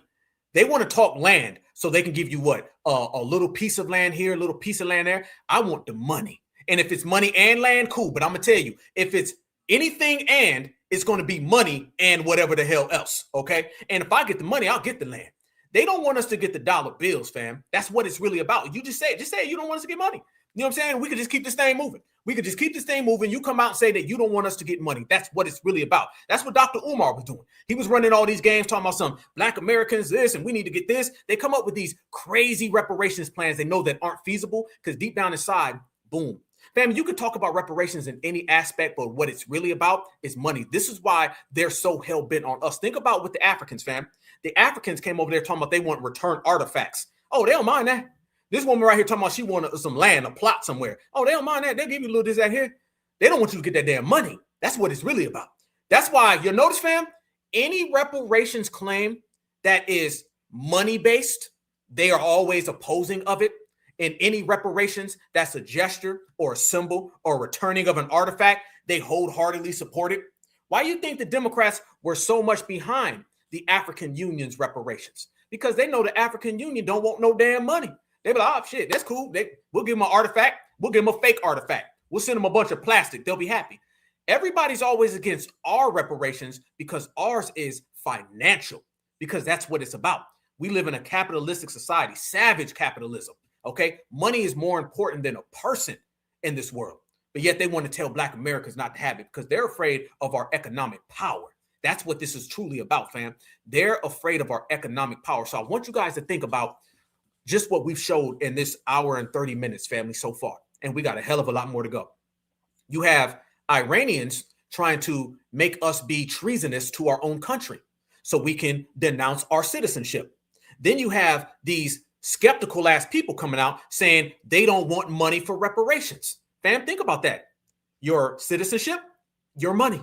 You think it's a coincidence that these are the two bases in which they attack us consistently and constantly? They don't want you to be an American. So now here come all the Iranians trying to get you to denounce your American citizenship and fight your own country. They don't want you to have financial compensation. So now you have all of these little Tether trolls trying to get you to put away the dollar bill. It all goes back to Black Americans and money. Money and Black Americans. Those are the two things that they don't want. So therefore, those are the two things that they're going to put opposition in front of you. And therefore, those are the two things that I'm presenting you receipts to show you that that's what they're trying to prevent. They don't want you to be an American. They don't want you to be Black. They don't want you to be foundational. And they don't want you to be paid. But guess what, fam? We all the above, whether they like it or not. That's what it is. Let me show y'all exactly what else I'm talking about. Watch these strange people, fam. They're going to come out the woodwork. I'm telling y'all, fam, we need to be at an all-time high, in which we are, because we holding it down. But let me show y'all exactly what I mean when we go down this list. I'm going to show y'all. Look at this right here, family. Look at this. Jamaica. Family, do you know there's more Jamaicans in the United States of America than there's Jamaicans in Jamaica? Yes, there are. Yep. That's exactly what it is, family. There's more Jamaicans in America than there's Jamaicans in Jamaica. But they don't talk about that now, do they? No, the hell they don't. Why don't they talk about that, family? Because every time we tell people to fix their homeland, that would throw a big wrench in that, wouldn't it? It's the same thing with Puerto Rico. There's more Puerto Ricans in America than there are Puerto Ricans in Puerto Rico. So now we got to start looking at these people and say, how come you ain't fixed your homeland? Oh, you don't want to talk about not fixing your homeland because we're seeing it all right there. Fam, these people have no type of authority to talk to us. This is why we're having this broadcast as well as the other ones that we have, family, because we're exposing these people. We're exposing them, family. There's nothing they can say to Black Americans right now because the results of the receipts tell a different story. The receipts don't say that you love your homeland. The receipts say that you hate your homeland. The receipts show that you ain't got no business talking about us. Absolutely. Running to my country when you ain't even in your country. That ain't no good. Hell no, that ain't no good. But let me show you something even further, fam. And I'm going to take it even a step further and further than that. Look at this right here, fam. Did you see the Caribbean lady who got arrested?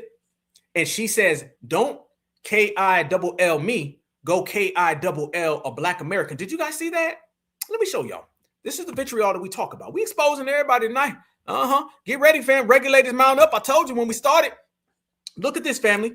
This Caribbean lady is getting hemmed up by the authorities. And she says, don't harm her, harm Black Americans. Watch. American, I'm Jamaican, don't kill me here. Like I'm a American, I'm Jamaican, don't kill me here. Go kill a Black American. Don't kill me here. No one's gonna get hurt, you're good. Okay. Like I'm a American, I'm Jamaican, don't kill me here. Go kill a Black American. Don't kill me here. No one's gonna get hurt, you're good. Like I'm a American, I'm Jamaican, don't kill me here. Whoa! This sounds very hateful. Go kill a Black American. Whoa! I thought they said we was all Black, brother. I thought they said we was all the same. Go kill a Black American. Don't kill me here. No one's gonna get hurt, you're good. Okay. Like I'm a American, I'm Jamaican, don't kill me here. Go kill a Black American. What? Don't kill me here. No one's gonna get hurt, you're good. Like I'm a The damn W's over there not even paying attention. But y'all seen directly who she went after? Y'all seen that, fam? Let me play that one more time. One more time. We got people still piling in the room. Shout out to everybody showing up. What you're going to hear right now, if you're just showing up to the room, you're going to hear a Caribbean woman who's Jamaican, and she says, don't unalive her, unalive a Black American. Wow. American, I'm Jamaican, don't kill me here. Go kill a Black American. Don't kill me here. No one's gonna get hurt, you're good. Okay. Like I'm a American, I'm Jamaican, don't kill me here. Go kill a Black American. There you go, family. There you go. That's how they feel about us, man. See, what we're doing, fam, which they don't want to talk about, we are exposing the fact of how these people truly feel about us. Because one of the falsehoods and misnomers that they've been trying to present to us is that we've been living in harmony with these people in the diaspora for the longest amount of time. Do you know that right now, as I speak to you, this is the most activity and most communication Black Americans have had with people in Africa, in Jamaica, and Haiti? They want to tell you this lie that we were all living in solidarity until FBA showed up and we ruined it. They always want to make it look like FBA ruined a happy household. There was no happiness. There was no household. It was y'all on your homeland, y'all on your home continent, and us right here on ours, America. Simple as that, y'all. We didn't go to school with them. We didn't work with them. They weren't our neighbors. It's time we put an end to all this Black folks were all together until FBA showed up and we fractured it. FBA didn't fracture nothing because there was nothing there to fracture. For the first time in modern history, this is the most communication that Black Americans have had with Africans. And family, we're seeing how they truly feel, and it is not pleasing. It does not show us no type of unity. They speak unity on one side, but they show hostility in everything they do. And we're exposing that now the best way we can, and that's by being regulators. And it's straight to the point. See, that's the thing about a regulator, fam. A regulator ain't halfway, they're all the way. A regulator ain't part-time, they're full-time. A regulator doesn't sorta kinda. A regulator is direct and exclusive and specific. And you cannot get it construed what we say, fam. You know what it is when we talk. This is the first time, fam, that we've had communications with these people. And they don't like that. See, they want to tell all of us, fam, they love the past. This is why we stay in touch with our ancestors and our elders. They want to tell us that we had this solidarity with Africans and Jamaicans and Haitians in the 90s and the 80s and the 70s and the 60s. No, we did not. They want to tell us that Mexicans and Puerto Ricans marched with us. No, they did not. They act like we don't know our past. And the fact that foundational Black Americans do know our past means we have past tense receipts to go with our future receipts. And it all shows we've always been right here on our own, fam. We ain't been working with nobody. Black Americans did not have solidarity with people. We didn't know them. Okay, let's get this right. If you have a child today who's 16, 17 years old, do you know in their brief life, they've had more communications with Africans than your parents who could be 60 and 70 years old? Yes, because the 60 and 70-year-old, they didn't start seeing Africans until the last 10, 12 years. Yeah, you ain't seen no Africans like that, but we didn't go to school with these people, man. I know that's the game. They want to make it look like we was all having fun and all rocking. Black Americans only saw Black Americans. Can we go there, y'all? Can we say what it truly is? Black Americans in the history of America only dealt with other Black Americans. That is it. Black Americans, we did not hang out with Jamaicans. We did not hang out with Haitians. We did not hang out with Africans. They weren't around us. Black Americans, we didn't hang out with W's. Nope, they weren't around us. Black Americans, we didn't hang out with Puerto Ricans and Mexicans and Venezuelans. They weren't around us. Black Americans have only dealt with Black Americans. That's why our business is so strong. That's why we can communicate amongst each other verbally or non-verbally. I can see my foundational Black American brother or sister right now and give you a head nod. A head nod up means what? And a head nod down means what? When you head nod up, that's for somebody who's your peer. When you head nod down, that's a respect for an elder. We didn't sit down and have no meeting to talk about this stuff. Wasn't no paperwork, fam. We just do it. Why do we do it? It is based on hundreds of thousands of years of only communicating with your family. We are the most tight-knit group on the planet. Our lineage, heritage, and culture knows each other completely. Why? It's because we all we got. Fam, that's where the saying comes from. We all we got. It ain't we got them and we got they and we got those. No, the hell it ain't. Because them, they, and those were all in their own homelands. They weren't in ours. They were trying to do everything to get away from us. And when you examine it, again, Africans have been having more dealings with white people than Black folks have. Puerto Ricans, Jamaicans, Haitians, Venezuelans, they've dealt with way more white folks than we have. Isn't it funny that all these people who claim to have some type of affiliation with Black Americans, there's no track record of us ever hanging out with them. But there's a hell of a lot of track record of them hanging around white people.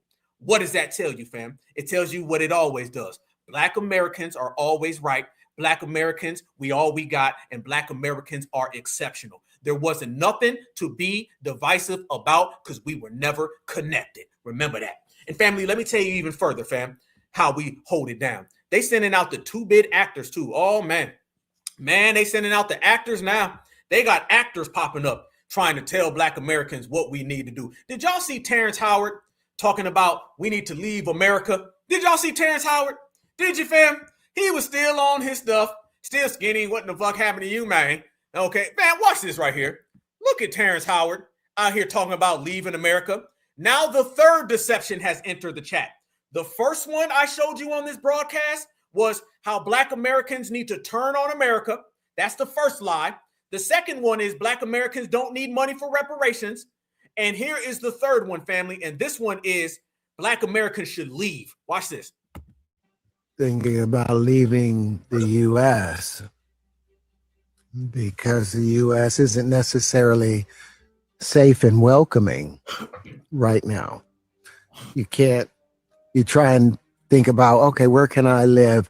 Well, I definitely want to live in a place where they don't have a military base, because because of the escalation and the conflicts around the world, and now the U.S., the homeland, can be hit. Well, you can't be in Hawaii, because Hawaii, they have budgets everywhere. You can't be in California. You can't be in Florida. You can't be in all of these places. I can't be in Florida. I can't be in Florida. I was just in Florida. Fam, he's naming places where we need to leave. Oh, you can't be in Florida? Don't you go to no damn California now. If there's a military base around you, it's just not safe. It ain't safe. We just need to run. Everybody hide. We all gonna perish now. Listen to this, family. Listen to these people. We denounce this as well. Thinking about leaving the U.S. because the U.S. isn't necessarily safe and welcoming right now. You try and think about, okay, where can I live? Well, I definitely want to live in a place where they don't have a military base, because because of the escalation and the conflicts around the world, and now the U.S., the homeland, can be hit. Well, you can't be in Hawaii, because Hawaii, they have budgets everywhere. You can't be in California. You can't be in Florida. You can't be in all of these places that are easily accessible. Florida. Thinking about leaving the U.S. Stop. Family, he done proved one thing for certain. It's hard out here for a simp, okay? Because that's what he's being right there, family. We ain't on none of that. Boy, if you're scared, just say you're scared. Shout out to the chat, boy. Y'all in there roasting them up, fam. We ain't never scared. Why these people always trying to make us scared? When the hell do you get to point like, those people ain't never scared? They're not afraid of anything or anybody. We're not scared. We're not running. No. Okay, you're not going to get Black Americans to run anywhere. No, it ain't happening, fam. We didn't run during slavery, okay? While everybody else fled. See, this is why we don't respect fleers, family, okay? These people flee when they asses are in their homelands today. We didn't flee during slavery, okay? During every war, you name it. Jim Crow, Black codes, you name the atrocities, the brutality, we never ran. So we looking at runners as cowards, because that's exactly what it is, okay? That is Terrence Howard, the coward, okay? That's what it is. And you got it fucked up, man. Okay, man? All right? Okay, Skinny, what the happened to you, man? Okay, if you don't be quiet and shut the hell up and quit speaking. All right, why the hell he still talk like that? Okay, that's why he don't get no roles, man. You play one big character. I swear, him and Hustle and Flow is just like him in Big Mama's house. It's the same damn thing. Do something with yourself, homie. Do something, because we ain't trying to hear none of that. We ain't running no damn where. Foundational Black Americans, we good exactly where we are, and we holding down and we pushing the line, family. All right, that's what it is. You better be careful before I get Skinny to whoop your ass, okay, for what happened out there. And you ain't from no damn Memphis, all right? So stop playing. You from Ohio, boy. Quit talking that talk. Let me tell everybody this, fam. This dude right here is one of them fleers, some hoppers, some skippers, some jumpers. And he's a domestic fleer, okay? Let's make that clear. He's a domestic fleer. I'm going to tell you what, he better be careful, okay? For we do to him what damn Lorenz Tate did to him in Dead Presidents. Y'all know what I'm talking about. Better be real careful, okay? Be very cautious. But family, to take it even a step further of what we're talking about with these cowards. Boy, he was scared, wasn't he? Damn. I want y'all to notice there's a lot of people coming out there and they have these just horrible takes on what's going on. They'll just be making things up. They'll just be saying things out the blue, random. None of it ever makes sense, right? Okay, let me show y'all this right here. This dude right here. Yeah, oh, Howard the Duck. Hey, I like that. I like that, family. Oh, Howard the Duck. What happened to you, man? We so scared, man. Man, what we gonna do, man? I'm gonna tell you what you can do, man. You can shut the F up, man. And you can be quiet, man, when the real regulators is talking, man. Let me show y'all this right here, fam. Somebody said Howard the Cook. Damn. Boy, I'm loving y'all energy tonight. Let's go. Look at this dude right here. Family, watch this, man. And he says it's really nothing new. There's always been an FBA versus a Pan-African. It's really just about the right ideology. Y'all look at this right here, and this dude about to get his ass roasted. So let's go. The internet discovers a new argument. FBA, ADOS, Pan-African. Who qualifies? Who gets reparations? Who's foundational? And people argue like the whole thing just appeared in 2018. Like Black identity got invented when Wi-Fi got strong. So this got me thinking, was Black political identity ever unified? Let's rewind to 1865. Slavery ends. Now imagine you're newly freed. Your labor built this country. Your bloodline is in the soil. What are you? You are American. Or are you African inside America? That question starts right there. Reconstruction begins, late 1800s. Black communities build churches, schools, newspapers, banks. That's a national strategy. We are here. We are claiming space here. But at the same time, in 1900, the first Pan-African Conference takes place in London. Not Lagos, not Los Angeles, London. W.E.B. Du Bois is talking about global Black unity, colonialism in Africa, racism in America, exploitation in the Caribbean. Different countries, same system. So now you've got two conversations happening at once. Build power inside of America or connect power across the globe. Now let's fast forward 1914 into the 1920s. Marcus Garvey, Back to Africa movement, Black-owned shipping lines, economic independence, up you mighty race, global autonomy, not integration. And Black leaders argued about him too. Du Bois criticized him. Others debated strategy. And everything that we were saying came right. Y'all notice that every time it's a Black American rooted belief, we always get proven correct. Y'all ever notice that? Yeah, and by the way, you already knew this dude was Black Americans and the Pan-Africans. It's not the same. This guy I don't think is a Black American, by the way, fam. He got that hat on and this dude looking real Somalian to me. Okay, he got a real Somalian look. Don't let these people make it look like, oh, what you guys are going through right now, it's always went on. This is just a nowadays version of what it was in the past. Nope. Every time Black Americans stood on business for Black America, we were correct. Remember that, family. Ain't nothing new. It's what it's been. It sounds familiar? National claim versus global alignment. That split is over 100 years old. Keep moving. 1957. Ghana gains independence. Kwame Nkrumah pushes continental unity. Meanwhile, in the United States, the civil rights movement is fighting for integration, voting rights, and federal legislation. Some said, fix America. Others said, America is not the final frame. Then Malcolm X travels in 1964. He shifts from civil rights national to human rights global. Again, same tension. Now, here's the part we... No, he didn't. Malcolm X did not switch to global rights. No, he did not. No, he did not at all. Malcolm X was about the system of global supremacy being conquered. Don't let them hit you with that one, Malcolm. Fam, I'm not going to let these people talk about Malcolm X like that. I'm not going for it, fam. We're not going to sit here and let these people act like Malcolm X came home and Malcolm was talking about love and all W's. No, he wasn't. He started talking about instead of just fighting supremacy right here in America, we need to have a global fight against supremacy. Yes. And if Malcolm was around today, he'd realize that these folks have never showed interest in fighting global supremacy. Oh, no, fam. That's what it really was. And miss me with the Marcus Garvey talk. Skip when we argue online. It wasn't just two camps. Some Black leaders believed fully in integration into American institutions. Some believed in building separate economic systems. Some believed in lineage-specific claims tied directly to U.S. slavery. Some believed in global African solidarity beyond borders. Some trusted the American political machine. Some believed power had to be built outside of it. That spectrum has always existed. So when people argue today about FBA versus Pan-Africanism, they're not inventing something new. They're stepping into a 120-year-old strategic... No, hell no. No, we ain't having none of that, partner. Oh, we about to shut this all the way down with your fake-ass AI voice sounding like a cheap-ass professor. If you don't be quiet, hell no. And I ain't seen no damn Long Beach hat like that. You ain't from no damn Long Beach. You from Long Zimbabwe. You from Long Somalia. Fam, I don't trust them. I'm going to have a hat that says Long Beach so they don't think I'm from Somalia. Your ass is from a beach, all right? You from the beach in Ghana, all right? You from the beach in Nigeria. You ain't from America, all right? So miss me with that. Let me tell y'all what he's trying to do here. He's trying to convolute the conversation. That's what they all do, fam. They try to convolute the conversation. He's trying to make it look like what we're going through with FBA, lineage, heritage, and culture versus this global African thing. He's making it look like it's a fad. Oh, don't worry. You guys are just going through what they've already went through. It's just going to happen. Yeah, he look Caribbean. Yep, absolutely, fam. You ain't lying. That right there, family, is him trying to hustle us. This isn't just another argument about Black Americans versus Africans who want to claim Black America. This ain't just one. This ain't a fly-by-night, fam.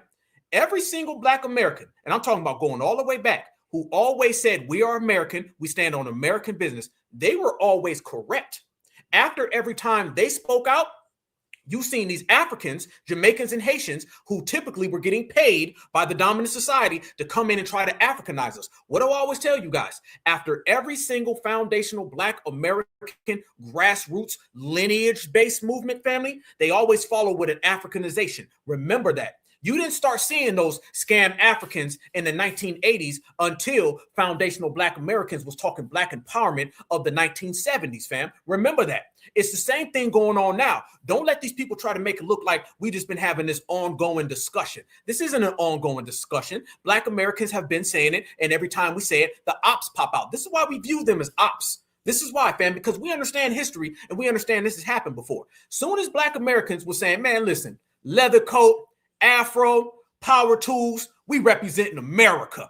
Next thing you know, I got some Rolexes, brother. Let's go back to Africa. Am I lying? Am I lying, family? Let's be real. All my brothers and sisters who are here right now, okay? I wasn't old enough, okay? But for my brothers and sisters who were born in the 50s and the 60s and 70s, please enlighten those who are not aware of that, okay? And myself included, because I wasn't born then. Please let us know, after the civil rights era and the Black empowerment movement, didn't they come in and try to Africanize us? Wasn't that the rise of scam Africanism immediately following the Black empowerment movement? You think it's a coincidence? Why do you believe, fam, you had the Black Panther Party, immediately they came after with the us dudes in Kwanzaa? Am I right or am I right, fam? Didn't that happen? You remember? Okay, absolutely. You already know what I'm talking about. They always do that, fam. This is what's happening now. Is it a coincidence that you didn't hear nobody talking about the diaspora until we said FBA? Nobody was talking about come home, brother, the year of the return, till we said FBA. There was no African Union until FBA start talking reparations. Now they want to talk about African reparations. There was no African reparations until us. See, listen to the brothers and sisters. Fam, we in here. This is why I tell everybody, I'm a millennial, baby, okay? We ain't no little young folks, and we ain't no old folks, fam. We right in the middle. Us millennials, man. Shout out to all my millennials, fam. We pulling in folks from the 80s, 70s. We bringing in folks, teenagers and 20s, fam. We got it all right. And this is why I got my brothers and sisters in here right now. Absolutely. Coringa was an agent, okay? An agent, straight up and down, working with them folks to Africanize the Black Power movement that the Panthers had. Why you think they was going at it? Fam, do you think for 1 second that when you had this Black empowerment movement of Black is beautiful with the Black Panthers, the people who literally were unaliving Black Panthers were Pan-Africans, right? As soon as we had a Black empowerment movement, fam, who is the number one resistance that we have? Pan-Africans. Every time there's a lineage-based movement, they always bring in these Pan-Africans because they're afraid of us representing. Listen to all my people in the chat right now, fam. Listen, hey, listen, Gen Xers know. Absolutely, fam. Baby boomers know. This is why we're here right now. Certified salute to all y'all so we can all exchange notes and let it be known. They'll tell you what was going on back then. They'll tell you that soon as brothers and sisters was coming. Because, see, you got to understand this, family. The 60s was really the civil rights era. The 70s was the Black empowerment era. Remember that, family, okay? When you start talking about the 70s, the aesthetics didn't look the same. When you seen the 60s, it was more Southern Baptist, it was Selma, and they were standing on business, but they were more so about getting civil rights to be included. Black empowerment was more so, man, F everybody. We Black and we proud. That's where that came from. This is why when you look at the 60s and 70s, it's more so Southern Baptist. When you look at the 60s was more Southern Baptist. When you look at the 70s, it was more like Black empowerment, straight to the point. They wasn't playing. You know what I'm saying? Afros got embraced. Hair combs, picks got embraced. Leather, everything black, black on black. That's how it came. And then this is when they sent everybody in. Our elders will let you know something. If you were a young brother, sister, if you were Gen Z, a millennial, even maybe some of the Gen Xers who were young back then, you'll see the brothers and sisters in there right now. They're telling you there's a lot of game in this chat right now, y'all. There's a lot of good game because we got some very highly intelligent, blessed, and highly certified foundational Black Americans who's giving you game that what's going on now, they tried this on us before. So shout out to everybody. This is real education right now, real scholarship that's being put in the chat. That's why this is the number one chat on the planet. You're not going to get this anywhere else, fam. The brothers and sisters right there breaking it down. Yep, the 90s African medallions. This is for the brothers and sisters who don't remember, okay? This has been done before. We talk delineation a lot, but people got to break it down historically and the way it all went down and the way it played out. I'm looking at everybody. I'm reading too because I'm learning too, fam. I'm learning too. Absolutely. Yep, You grew up in the 60s and 70s, Sam. Absolutely correct. I appreciate that. Absolutely. I thank you for that. Yep. There's a lot of game right now, man, in this chat. Man, the chat right now is dropping textbooks of knowledge. Shout out to y'all, man. Shout out to y'all. I love it, fam. We're all included over here, fam. Okay, I want all of my older foundational Black Americans, all my baby foundational Black Americans, and all of us right here in the middle, man. I want us to all share because we all stronger together, y'all. That's what's happening. Absolutely. They try to play that right on top. So as soon as we start talking FBA, now you start seeing this African thing start to explode and everybody wants to talk about it. It ain't nothing new under the sun, fam. We've been out here. And this is why we're shutting these people down, because we understand that every time there is a lineage-based focus, they always try to Africanize us. As a matter of fact, fam, that's not really even the first one. This has been going on for a long time. Let me tell y'all, really, the first one was when, it's really, to be honest with you, fam, the first one really goes back to the early 1900s. When Black Americans were really embracing being American Indians. That's really the first one, fam. When we really started talking about, fam, I'm about to say some stuff. Boy, I'm about to cook now. It's really happened 3 times. Okay, go back to the beginning of the 1900s when Black Americans really started representing being American Indians in our indigenous nature. Who popped up out of nowhere? Marcus Garvey. Yes, he did. Soon as Black Americans started talking about being American Indian and Negro and Indian were synonymous, when Negro and Indian were synonymous, out of nowhere, very suspiciously, here comes Marcus Garvey would go back to Africa. Yes, early 1900s. Fast forward to the 1970s. When we start talking about say it loud, I'm Black and I'm proud. Out of nowhere, here comes the Scam Africans and the African Medallions and all these little organizations that was working with the feds, the Pan-Africans. Now, soon as foundational Black Americans, we start representing our lineage, heritage, and culture. We start saying we certified. Now here comes the diaspora, the African Union, African Reparations, the year of the return. Do you see going as far back as the early 1900s all the way right now? Every time we represent who we truly are, whether that just be the Aboriginal, the American Indians, the foundational Black Americans, say it loud, I'm Black and I'm proud. Every time we put that flag down, pops up out of nowhere a Pan-African telling us to go back to Africa, brother. Oh man, there's a lot of game being cooked tonight. We on one. Yep, the boule behind. Matter of fact, there goes your African American with Jesse Jackson. Yes. So as you have the Black empowerment movement of the late 70s, the late 80s was Jesse Jackson talking about African American. And then fast forward to now, boom, y'all. This is the game and the knowledge that I want the youth to have, because I want the youth to understand when they're in their 20s and 30s, and here comes somebody talking about some, come home, brother. They can know, you pull that stuff on my mom and dad. You pull that stuff on my grandparents. See, we didn't have a lot of people to give us game. Shout out to everybody in here right now who's an older person, our elders who's giving us game. But every time one of our elders spoke back then, they'd always send in Jesse Jackson, all right? Or they'd send in Al Sharpton or somebody. The problem they have now is that our elders cannot be silenced no more. They can't silence our elders. Our elders were always there to give us good game. Great game, our elders were. It's just every time our elders spoke, they would always drown them out with a boule person. And this is why it's so powerful that we got rid of the boule.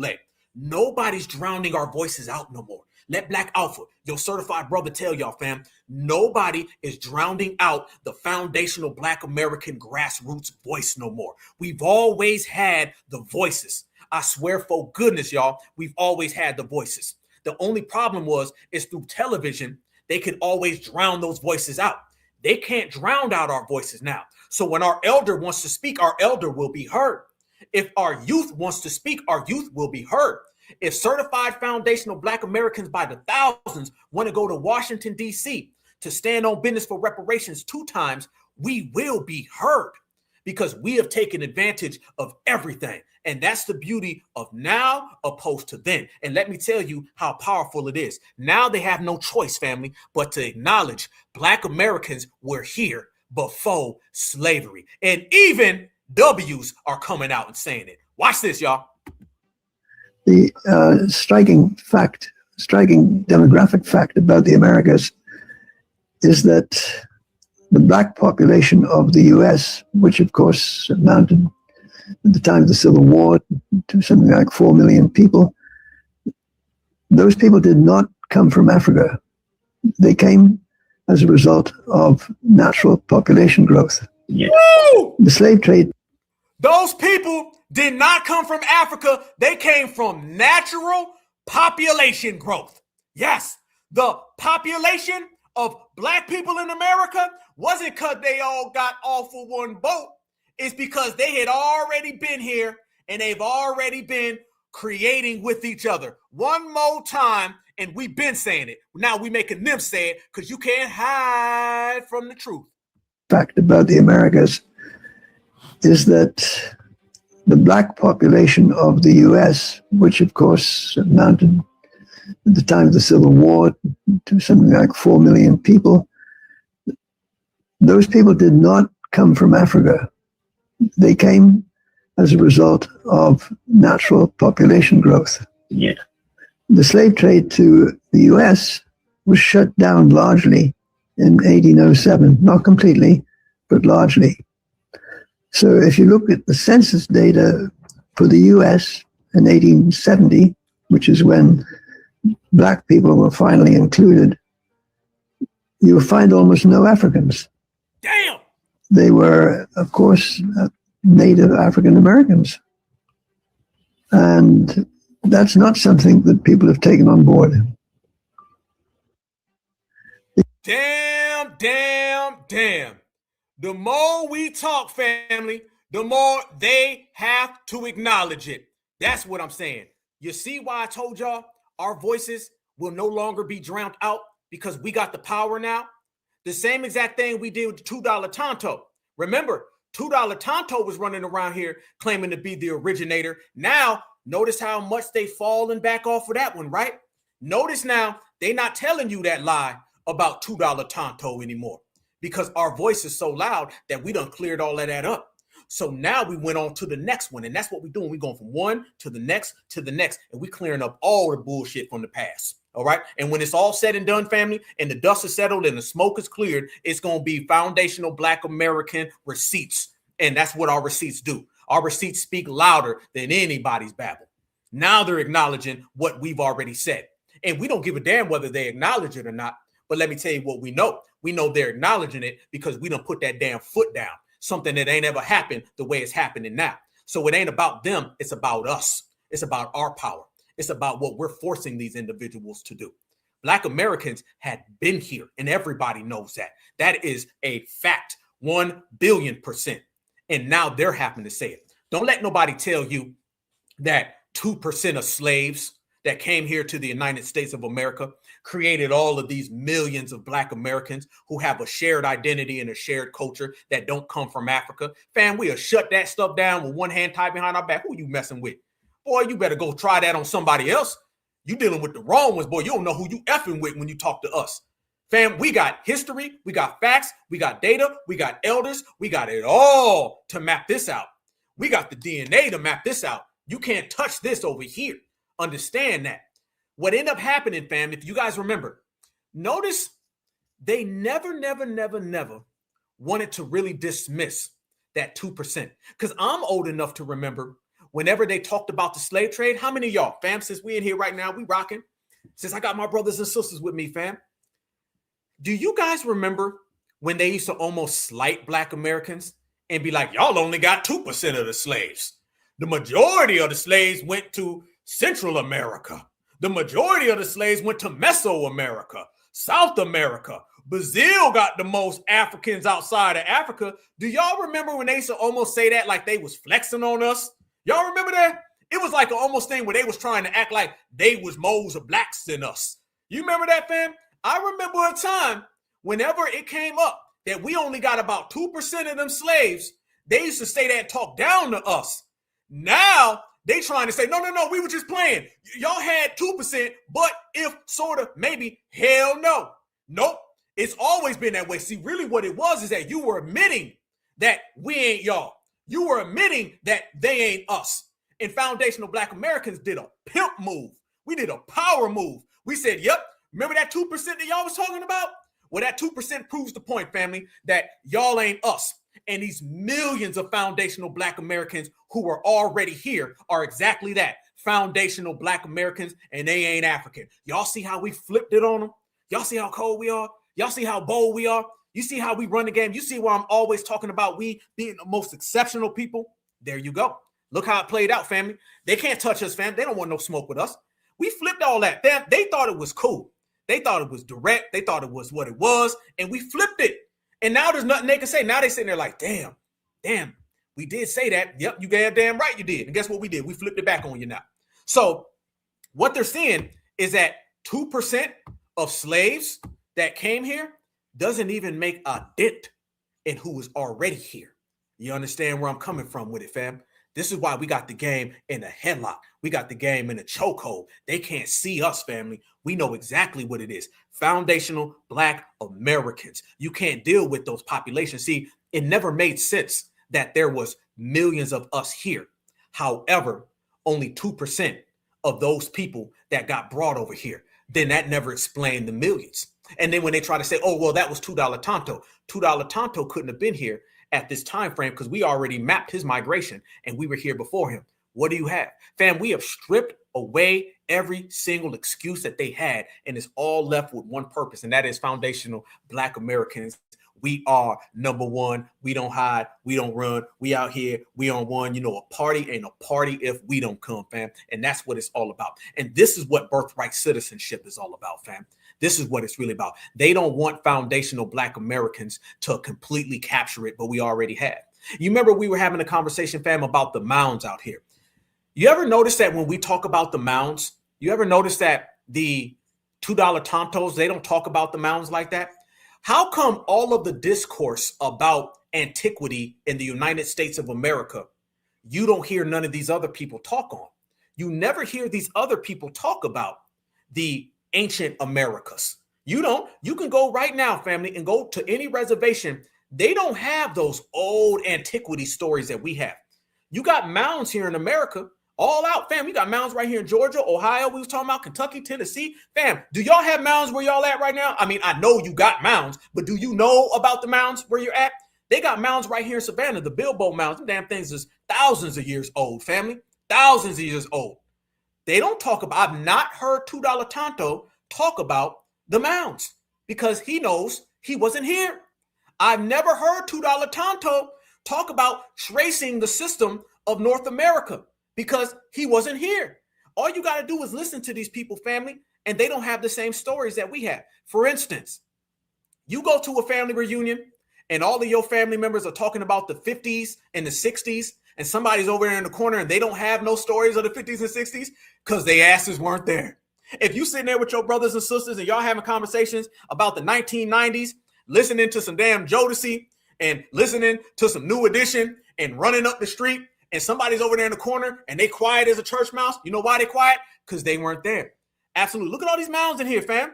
I promise you, if you was on one of their channels, they wouldn't have these stories. Look at this. You can't hide this no more, fam. We got 2.4 thousand people in here and we letting it be known we run this. The receipts are all ours. And it's to the point now the receipts is whooping them, y'all. The receipts is whooping them up. And this is why everybody shook, fam. They can't deal with us. Foundational Black Americans, man, we run everything. And to the point, fam, like I told you, a lot of them are coming out now and they just been like, hey, man, you right. I damn right know I'm right. And they know we right. Look at these people right here, fam. We calling them out one by one, every last one of them. Anybody can get this smoke. Anybody can get this smoke. Black Americans, we ain't playing nice no more with anybody. Nice get you nowhere, okay? Remember that, family. And if you want to be nice to your own. Don't be nice to people who are not your own. Let me say that one more time, family. Be nice to your own. Don't be nice to people who are not from your home. Let me show y'all this in the meantime, in between time. This is why we're shutting down every opposition that pops up, because certified foundational Black Americans, we understand it is all about us. It's always been about us, and it will always be about us. There ain't no way around it. Nothing that you can say, nothing you can do. Our excellence is not up for debate. It's not up for discussion. I'm a foundational Black American. I say so, and that's it, and we moving on, okay? There won't be any debates with us. No. But let me tell you what there will be. There'll be a hell of a lot of regulating if you ain't standing on it. And this is the energy that my foundational Black Americans are ushering in to the new era, and it's a new era of, if you ain't us, then your ass can kick rocks. Watch this right here, and this hammers home what we're talking about. Black people, y'all need to stop feeling sorry for other races of people who do not give a damn about you.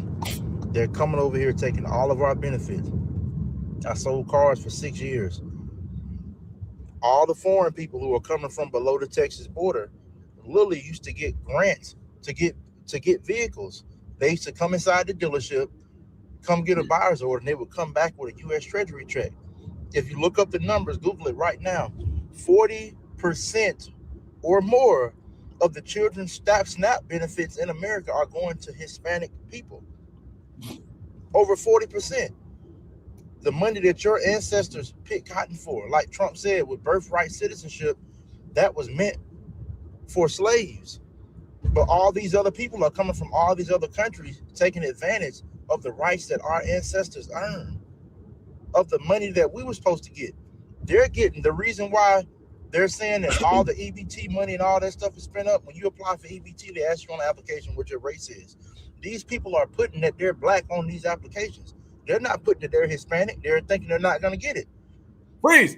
Shout out to our sister in the chat. We love you too. Beautiful FBA family. Much love. I see you, sister. Shout out to everybody. We love us some us. You ain't lying, sister. So the numbers are misconstrued. All the grants, you see all these people, you go to a Mexican neighborhood, everybody over there has a van with a ladder on it. Everybody has a pickup truck. There's a reason these people are getting grants. They're getting grants. They're taking advantage, getting all the benefits of our country. They're getting business grants. How are these people starting restaurants, opening up apartment buildings, and doing all this stuff? How are they getting all this money on work visas? How is this happening? And you guys are feeling sentimental for these people who literally came over here and took advantage of this country. A lot of them are getting paid under the table and aren't paying taxes that we're paying for. So now our country is running up debt and y'all are defending them. That's crazy. There they go. There they go. And family, y'all notice now, we done made it a thing. So all that defending and all that caping and putting on them jackets for everybody don't happen. We don't wear no jackets for no tethers. We don't wear no jackets for no mayos. We don't wear no jackets from anybody. It's going to be foundational Black American, and that's it. Because guess what? That's what everybody else does. Like I said in the beginning of this broadcast, fam, if you a regulator, mount up. If you ain't a regular, straight up regulator, kick rocks. Because there's a difference between being regular and being a regulator. And that's what we are, fam. And when I tell everybody that that's the type of energy that we're moving with, I want y'all to notice that no matter what they say, no matter what they do, no matter how they come at us, our way always prevails. It doesn't matter, y'all. You can go all the way down the line. It doesn't matter. It could be a beautiful foundational Black American sister. She gonna win. It could be one of my foundational Black American brothers. He gonna win. It could be our children. It could be our elders. It could be our ancestors. Hell, it could be any of us right now, fam. We gonna win. And if you look at it and you check the numbers and you count, we already are winning. And when you're winning, fam, people pop out the blue, people pop out the woodwork. People always got something to say about a winner. Okay. But guess what, fam? They talking though, ain't they? Hell yeah, they talking. Let me show y'all this right here. And this is what I mean about these people who are always hating on foundational Black Americans, but ain't a damn thing that they could say about foundational Black Americans. This person, I don't know who she is. Y'all, watch this right here. And this is what I'm talking about. They so damn outdated. They so crashing out. And then let me tell you the most. They so mad because we got spaces like this right here. All of us in here all together where we can get together every week and completely shut stuff down. That's what they hate. They hate when we together, y'all. And we together right now.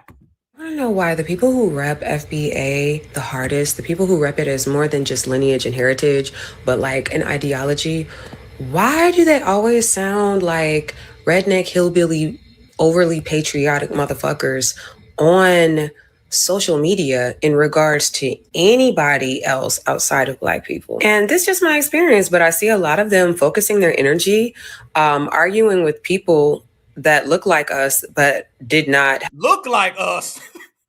Look like us. Who gonna tell her or him or it? Because I don't know what this thing is. Your gender is in question. All right. Your gender is in question. I don't know if you are Shaquita or Marquise. I don't know if you Michael or Michelle. I don't know yet. Okay, I gotta wait for the facts to come out or your surgeon to come out. Look like, what you mean? I know you ain't talking for people who look like us. I know some people who look like you. They called the Dallas Cowboys. I know some people that look like you.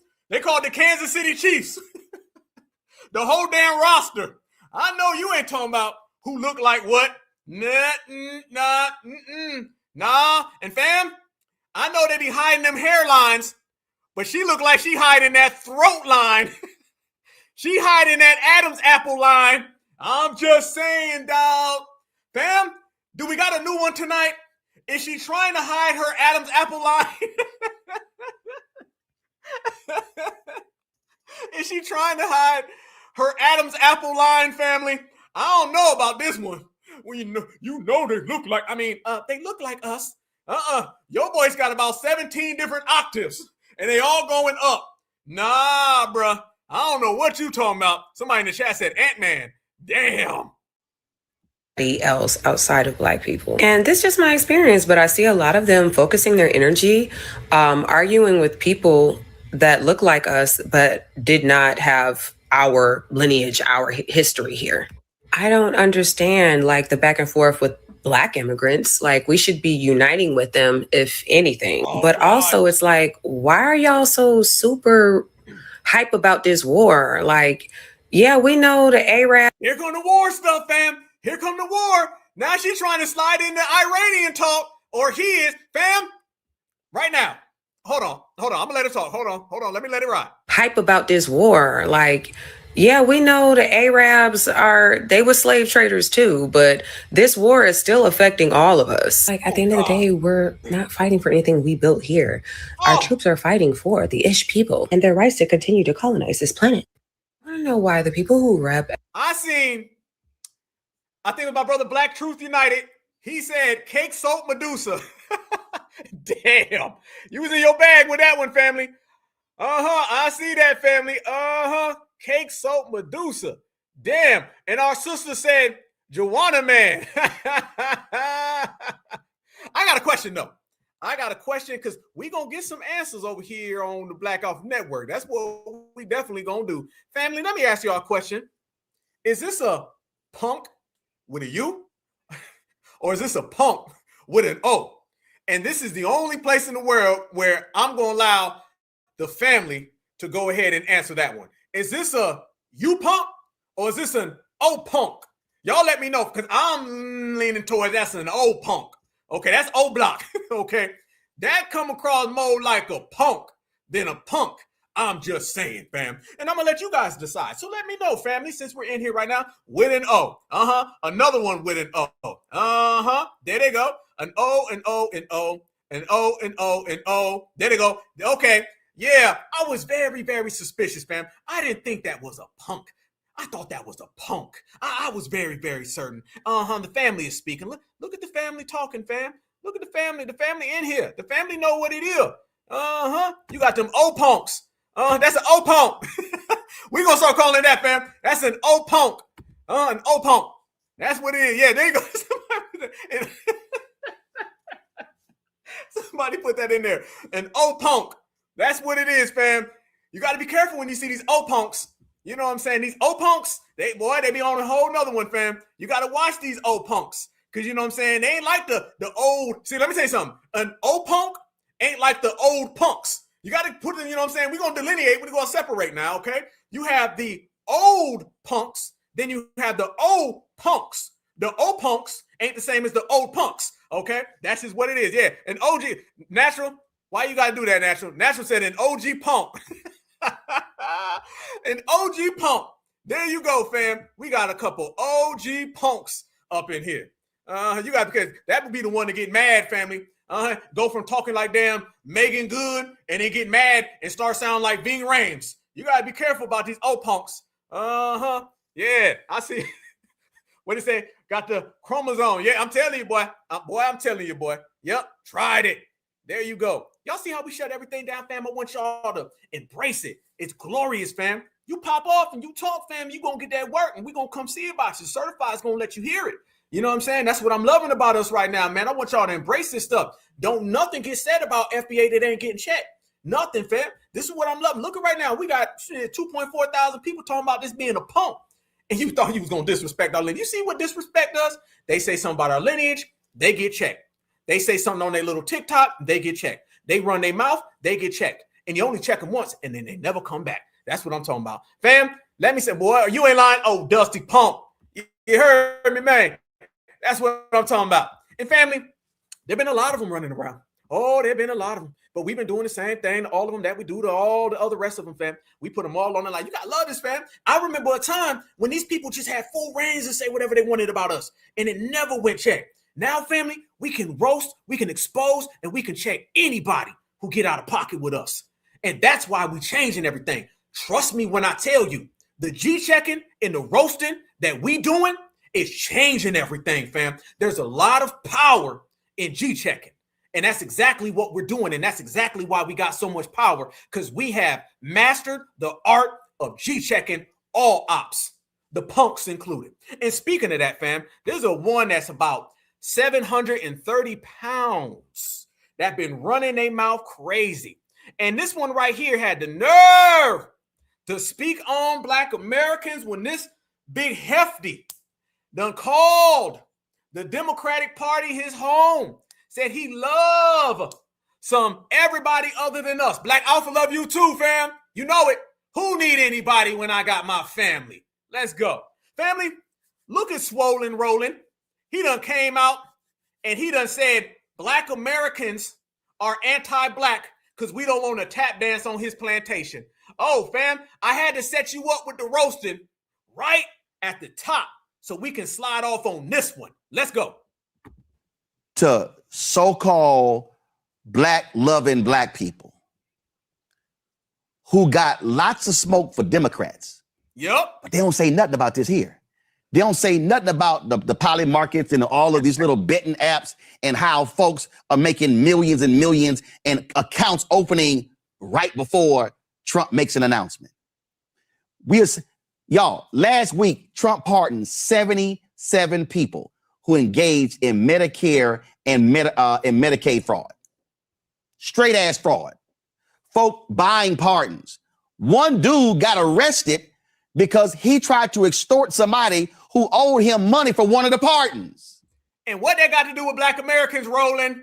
Roland, what that got to do with us, man?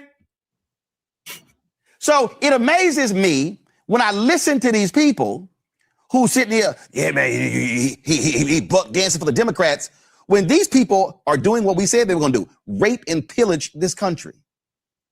See, again, and there's somebody in the comments say, well, Roland, I don't like you and Greg going after people who are defending lineage. Let me explain something to y'all. The reason I can't stand these punk ass people, oh yeah, you know, he a Tether, he got Haitian descent. Well, that was my maternal, paternal grandfather's ancestors. So using y'all math, I got 4 grandparents, 2 on my daddy's side, 2 on my mama's side. Yep, and they all Tether, fam. Nah, Roland, You've been running around here, Roland, and you've been talking about Haitian this, Haitian that. Now look how he's trying to distance himself from Haitians. Y'all see how he's trying to distance himself from Haitians? I got 5 on one side, 2 on the other end, 5 around the corner. Nope, Roland, you are Haitian, Roland. Let's keep it a buck, Roland. We know exactly what you are. You are Haitian, and you've been repping that Haitian flag. Don't be Haitian now. Roland. Be Haitian the same way that you was eating on that cheeseburger. All right? Stand on that Haitian the same way you stood in the line at Applebee's. So don't defend yourself, Roland. No. But John early, we're gonna call it simple math. We're just gonna call it simple math. So if I got 4 grandparents and one of them had ancestors that came. Yeah, simple math, Roland. You done had 10 Whoppers and you had 10 Big Macs. That makes 20. There you go. That's simple math. Look at him right now. Boy, he's struggling, ain't he? He's struggling to get that one out. Look at Roland struggling. I done had 5, 29. I had 4.5. Had cheese on it. I had to take it back now. I didn't have enough for me. All the fries you can give me. Nah, Roland. We going there. From Haiti. That means I got 3 more. That's 75%. So you dumbasses gonna act like that 75% don't exist? That's how stupid the whole conversation is. But what I'm looking at right now, and we cover this stuff every day, Ed Bloom right now dropped a lawsuit against the Congressional Black Caucus Foundation saying the scholarships for the CBCF are race-based. They want to get rid of the money for the black folks. See, these little rich white kids, they can afford to come to DC and intern in somebody's office for free. These black kids can't do that. These black kids can't work for free in the State Department, in internships, and in fellowships. You got to have money. These white folks going after that. Y'all. Okay, how come Joe Biden didn't do nothing for it? How come Barack Obama didn't? Don't talk to me. I ain't vote for the Democrats. Don't talk to me. How come Joe Biden didn't do anything, Roland? You're skipping over the fact that Democrats were in office. You're skipping over the fact that Democrats, all the most modern day Democrats, you can go back to Bill Clinton, Barack Obama, them both had 2 terms. Joe Biden, they had Congress when they were elected. They had the majority of everything, and they didn't pass none of that, Roland. Roland, you just admitted that you're lying, Roland. Let's keep it a buck, fam. All right, you lied. Your 15th neck lied. Your 17th neck lied. Your no neck lied. What the hell is this right here, Roland? What the hell is this? Okay, I see a beard and then I see a shoulder. The neck is MIA, Roland. Stop playing. Negroes real silent about that. But y'all love to holler buck dancing. Oh my God, he said support the Democrats. And these people are attacking every facet of Black America every single day. And y'all ain't saying shit. But you Let me tell you what's been attacked Black America. Illegal immigration. You ain't saying nothing about illegal immigration harming the Black community. And even Barack Obama's administration came back with the statistics to prove it. Notice Roland going through all these things, but he ain't said nothing about how illegal immigration statistically harms the Black community. He ain't said nothing about a Black American hate crime law. Roland, you're skipping over everything. I know the 15th neck doesn't allow you to talk, okay? But you're skipping over it, Roland. Roland's mad because he sees we're not voting for his massa. This is what this is really about, Roland. Roland is mad because his massa is getting unemployed. This is the unemployment blues from Roland Martin right here. You know why? It ain't no shock all of a sudden y'all start opening your mouths. It ain't no shock Amber Rose saying her bullshit to Nick Cannon on his podcast. You know why? Because y'all always show up around elections. See, I find it...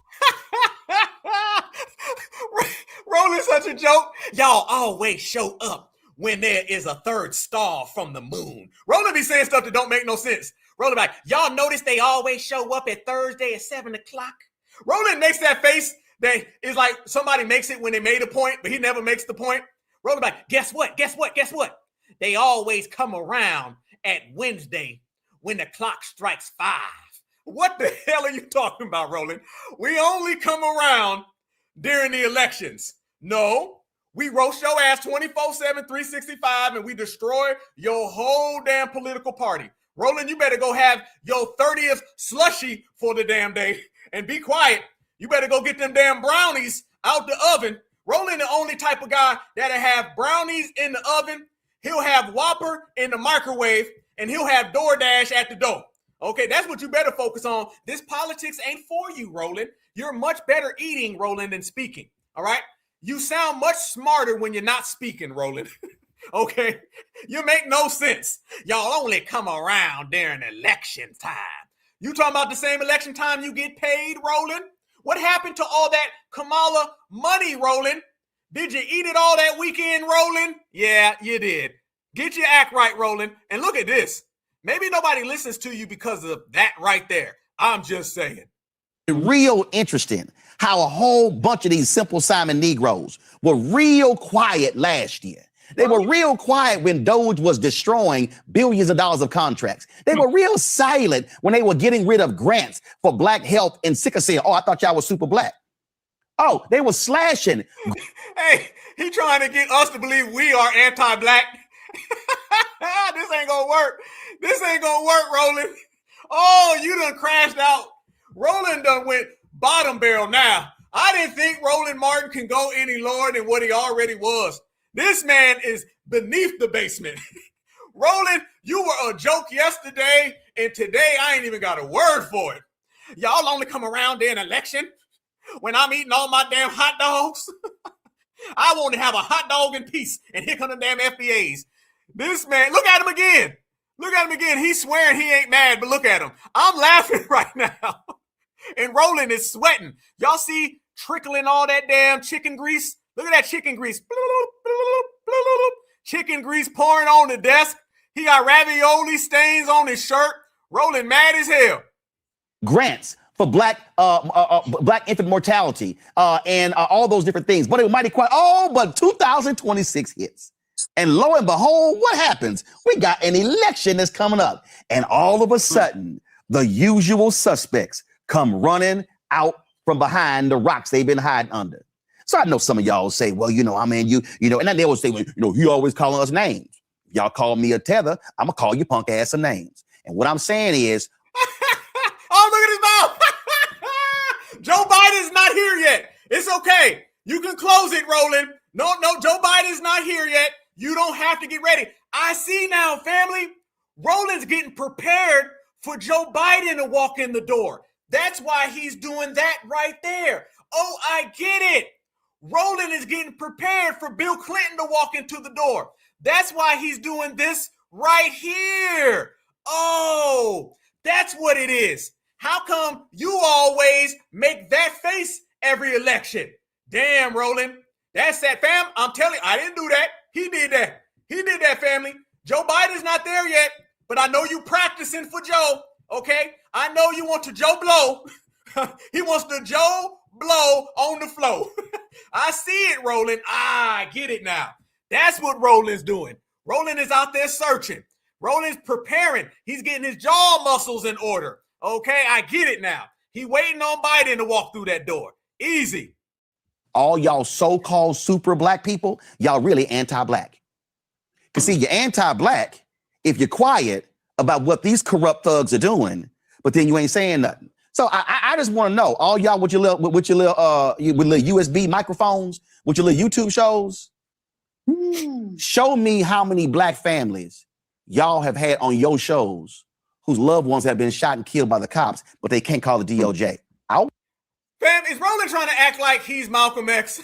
Is this what he, how many of y'all done had the black families on there? How many? Tariq Nasheed actually is very, very good friends with Tamir Rice's mother. And Tamir Rice's mother doesn't like Democrat shills like you, Roland. Black Alpha has been to multiple hate crime scenes when you said that black people don't deserve a hate crime protection. Roland, the con game of trying to act like we're anti-black and you're pro-black, that stuff ain't get off the ground. Nobody on the planet is thinking that Roland Martin is pro-black. Roland Martin is pro-Democrat. That's it. This man is trying to paint himself like he the rider. You done rolled to Longhorn Steakhouse and then stopped at Burger King on the way back and Taco Bell, but you ain't no rider, Roland. If Roland don't miss me with this one, this ain't gonna work, Roland. This one is not gonna work. You're gonna have to go back and come up with something different. Oh, wait. Show me how many of y'all are standing up when black DAs are being attacked. Oh, I'll wait. Show me how many of y'all are sitting here standing up for black women. 600,000 laid off, 700,000 black men. The black unemployment rate has. Roland, don't talk about black women, Roland. Roland, I didn't want to have to go there, Roland. You're going to make me have to, Roland. I know you're not talking about black women when the black woman that was with you left you. Oh, how many of y'all remember my previous episode where I broke the story that Roland's woman left him for a W man? How many of y'all remember that one? Roland, black women don't like you, Roland. Stop playing. Because you don't mention anything that affects black women. You mention everything that's all about the Democrats. Roland doesn't talk about issues that have anything to do with black people.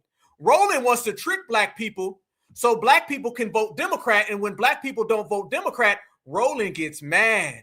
Roland, you're just upset right now is because black Americans don't like you. No. And your woman left you.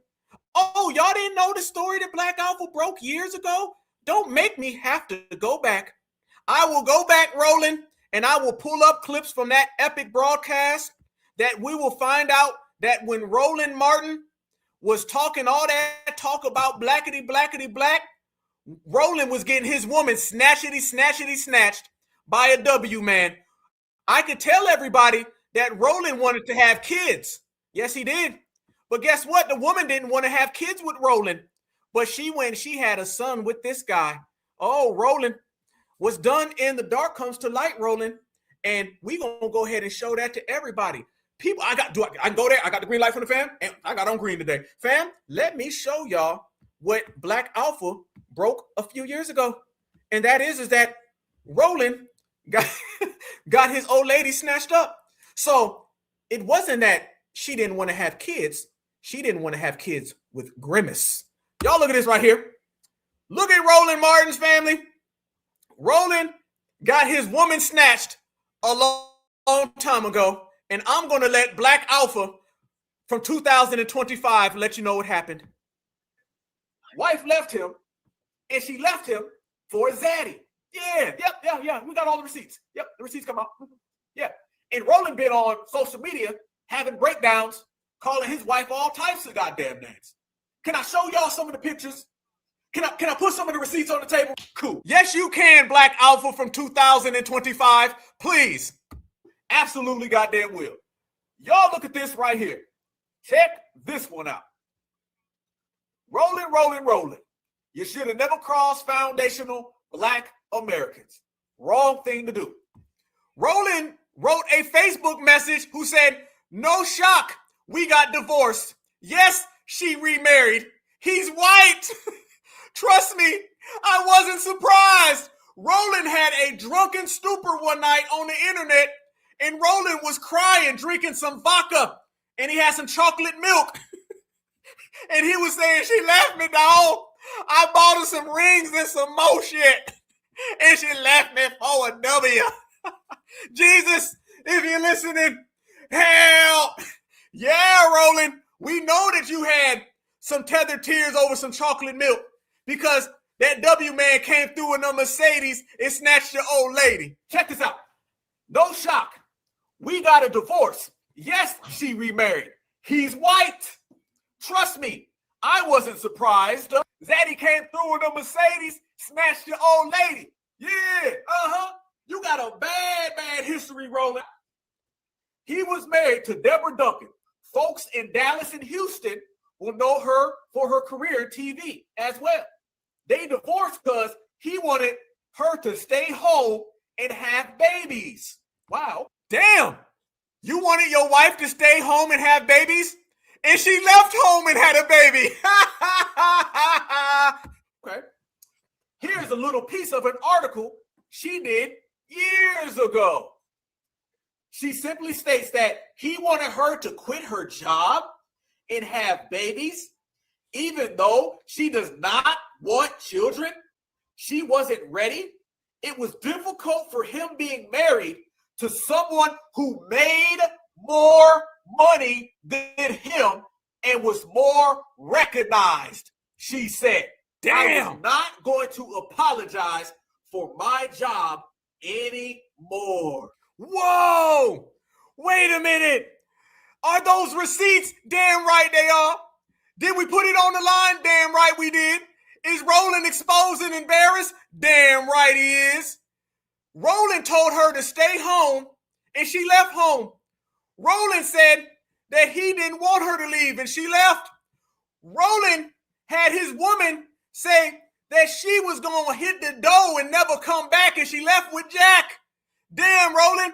She said that he was embarrassed because she made more money than him. Damn. Bad, Roland.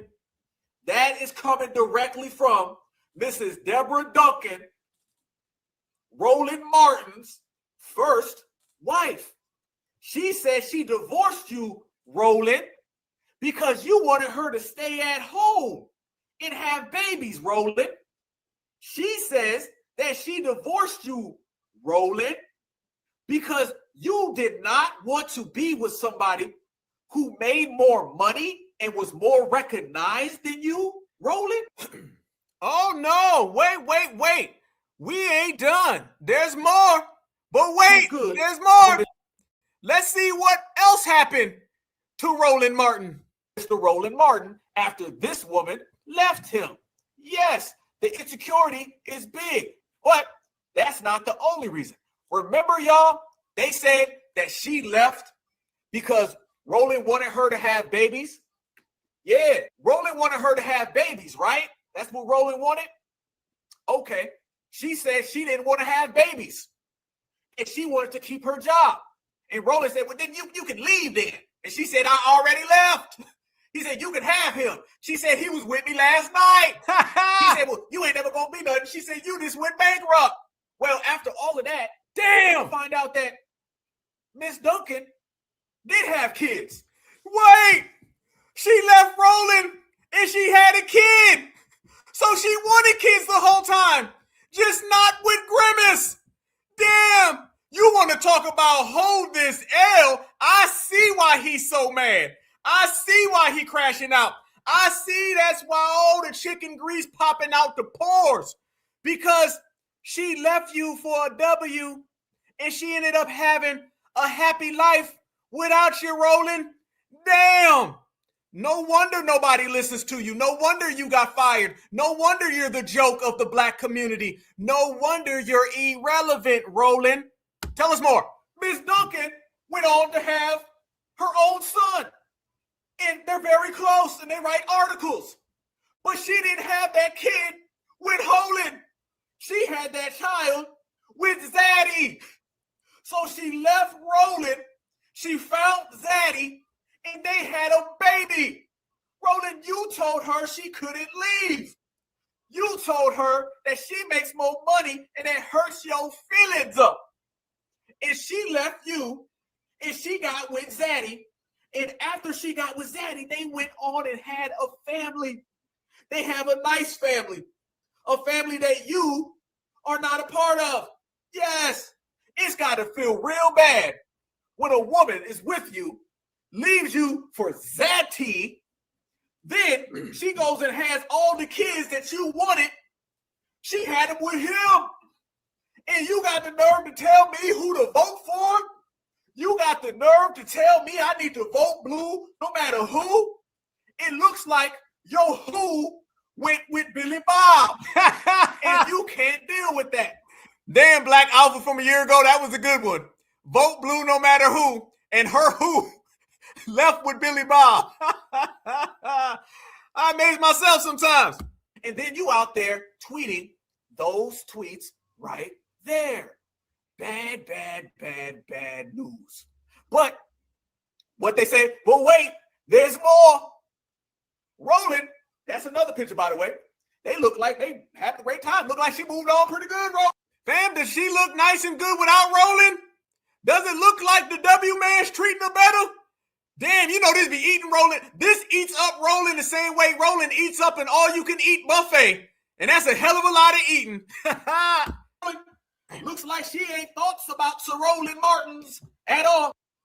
Oh, man, oh, man, oh, man. And there was one more. Who stole Roland's woman? The woman that Roland wanted to have kids with, but she didn't want her. Let's show the world who took Roland Martin's woman, who put him on a tailspin of being angry at black women, being angry at black folks, okay? The one who went and had a happy life without him. Let's show the world why he is so insecure. Screenshot, screenshot, screenshot before they swipe this off the internet. Next time Roland Martin comes beeping at any foundational black Americans, telling us who we need to vote for, calling us names, disrespecting us, you make sure you put up this picture of Neil Hoyner and you remind him you got bigger problems than foundational black Americans standing on business. Damn! He took your woman, Roland. Did he just snatch her up? Did she leave you? Did you get a note? Did you get a letter? Did Neil Hoyner take your old lady? I'm going to tell you, fam, a lot of things going to happen, but I ain't ever going to lose my woman to somebody named Neil Hoyner. That ain't going to happen, Roland. I see why you upset, why you so mad. I see why you would joke. I see why everybody clowns you, Roland.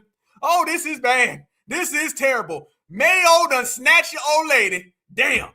You got bigger problems than foundational black Americans getting to the money. You need to go worry about Neil Hoyner and why he been hoying up with your woman and why you still tweeting, texting, and posting about her years. Hey, you ain't lying. A damn Jay Leno clone. How Jay Leno take your girl, dog? Later. Checkmate, checkmate, checkmate. That's another picture of Neil. Yeah. Roland right now He laying next to his wife, and I'm promising you, he's still seeing Deborah. If Roland was down bad about that, I mean, goodness. I mean, that's just sad. I mean, Roland heard about that. Well, then he really gonna be upset about this. Not only did Jay Leno take your girl, Jay Leno been on the town with her. Damn. Yeah. He been on the town with her. There you go, family. So, don't only just have the receipts of who took your girl, we got the receipts of you crying over it. And then we got the receipts of her moving on and living her best life. And she ain't going back and forth with you, Roland. So Foundationals ain't going back and forth with you. Pointer ain't going back and forth with you. Deborah Duncan ain't going back and forth with you. And apparently, Joe Biden and Kamala ain't answering your phone calls.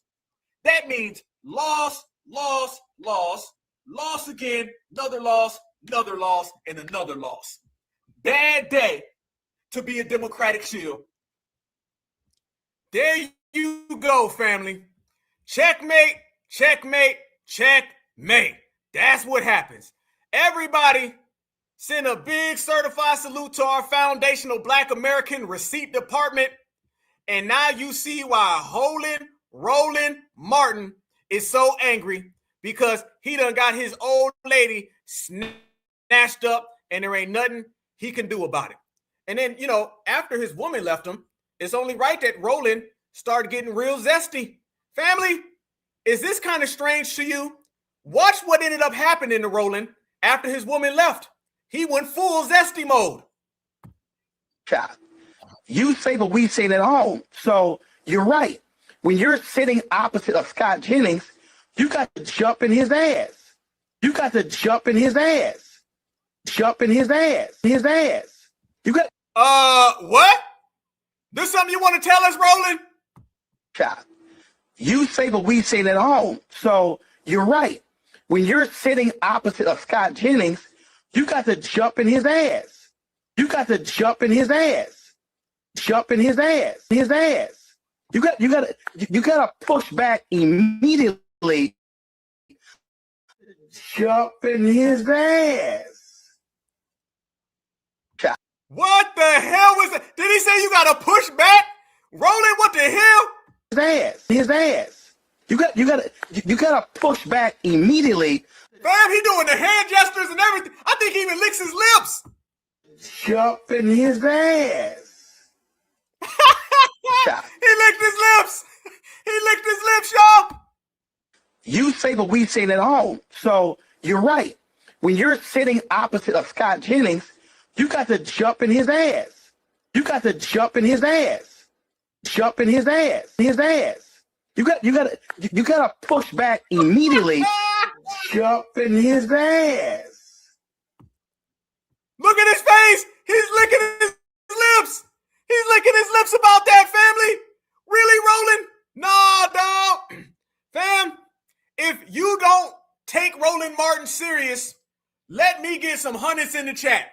If you think Roland Martin needs therapy, let me get some hundreds in the chat. If Roland Martin is the most broke down Democratic shield on the planet Earth, let me get some hundreds in the chat, because we let everybody know we ain't rocking with zesty grimace.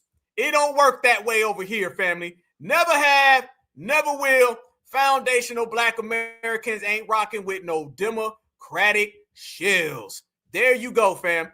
And it ain't just like that. Oh, that was bad? Fam, the people are smoking, Roland. But damn it, the people really about to laugh now. Roland went from getting his woman snatched to now Roland's backing it up on the golf course. And guess what else Roland does, fam? Roland is twerking for Latinos. Did Roland tell you he went to a Latino concert and started twerking? Here we go. Shout out to Kiana. You know what I'm talking about. Watch this, family. Start twerking in a minute. He's stripping. I thought you want to start twerking. I thought you want to start twerking. He starts twerking.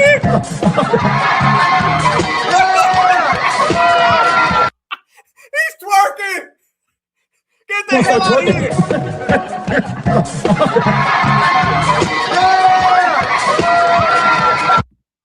Look at this. Look at that, family. No, we don't listen to you. Yeah, you a joke. Yeah, you better get the hell out of here. Yeah, FBA ruined your career. Yeah, you disgruntled. And yeah, you was out there twerking for Julio. We seen it. I thought you want to start twerking. I thought you want to start twerking. Nah, dog. You canceled, son. You canceled, dog. Don't you ever talk about my lineage. Don't you ever talk about my community. Don't you ever open your mouth about politics. You on stage as a man showing your ASS for other men and you twerking on stage. Get the hell out of here.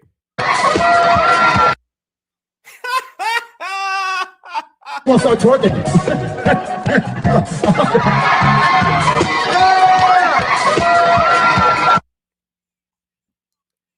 There you go, family. That's roll, and H to the Izzo. There it is.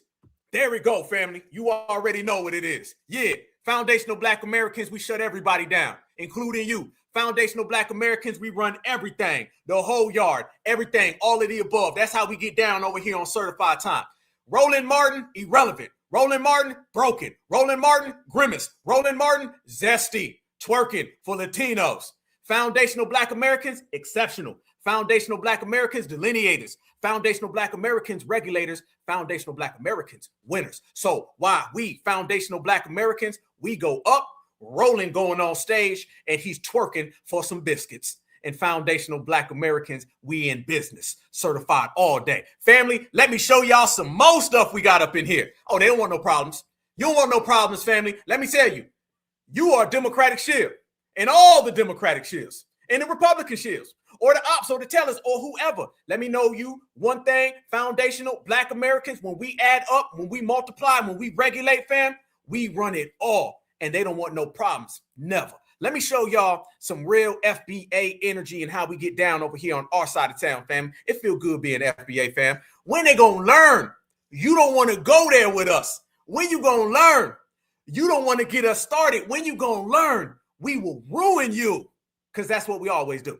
Family, all of these people who've been running around here talking this and talking that, and we've been, putting them out of business.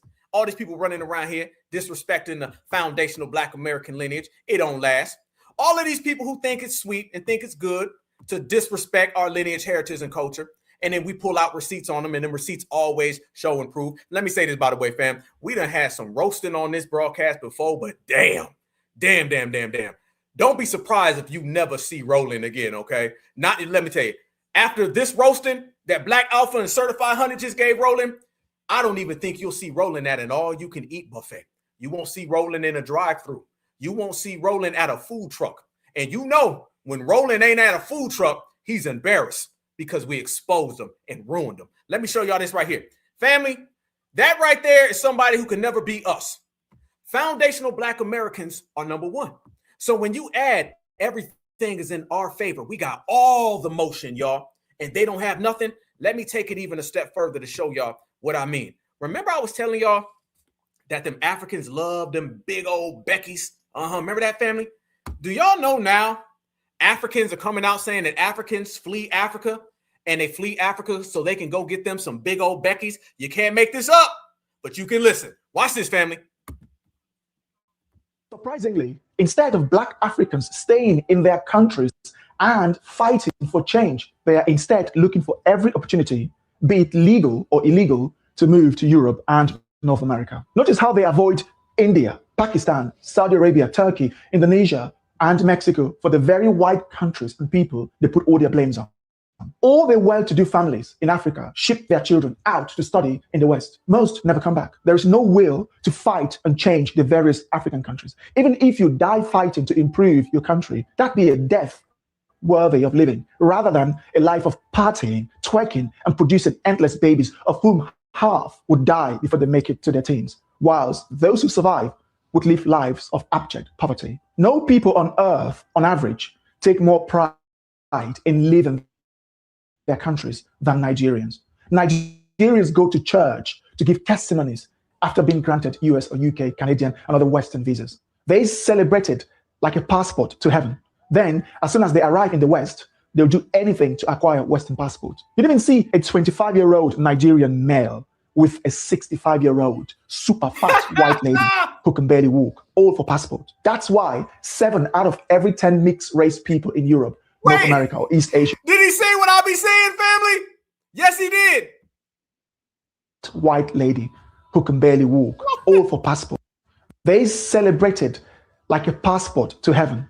Then, as soon as they arrive in the West, they'll do anything to acquire a Western passport. You didn't even see a 25-year-old Nigerian male with a 65-year-old super fat white lady who can barely walk, all for passport. That's why 7 out of every 10 mixed race people in Europe, North America, or East Asia, of whom one parent is African, are Nigerian. What can we do to make Black Africans stop fleeing their countries and start fighting to repair the damage the last 65 years of abysmal leadership have done to them and start rebranding themselves?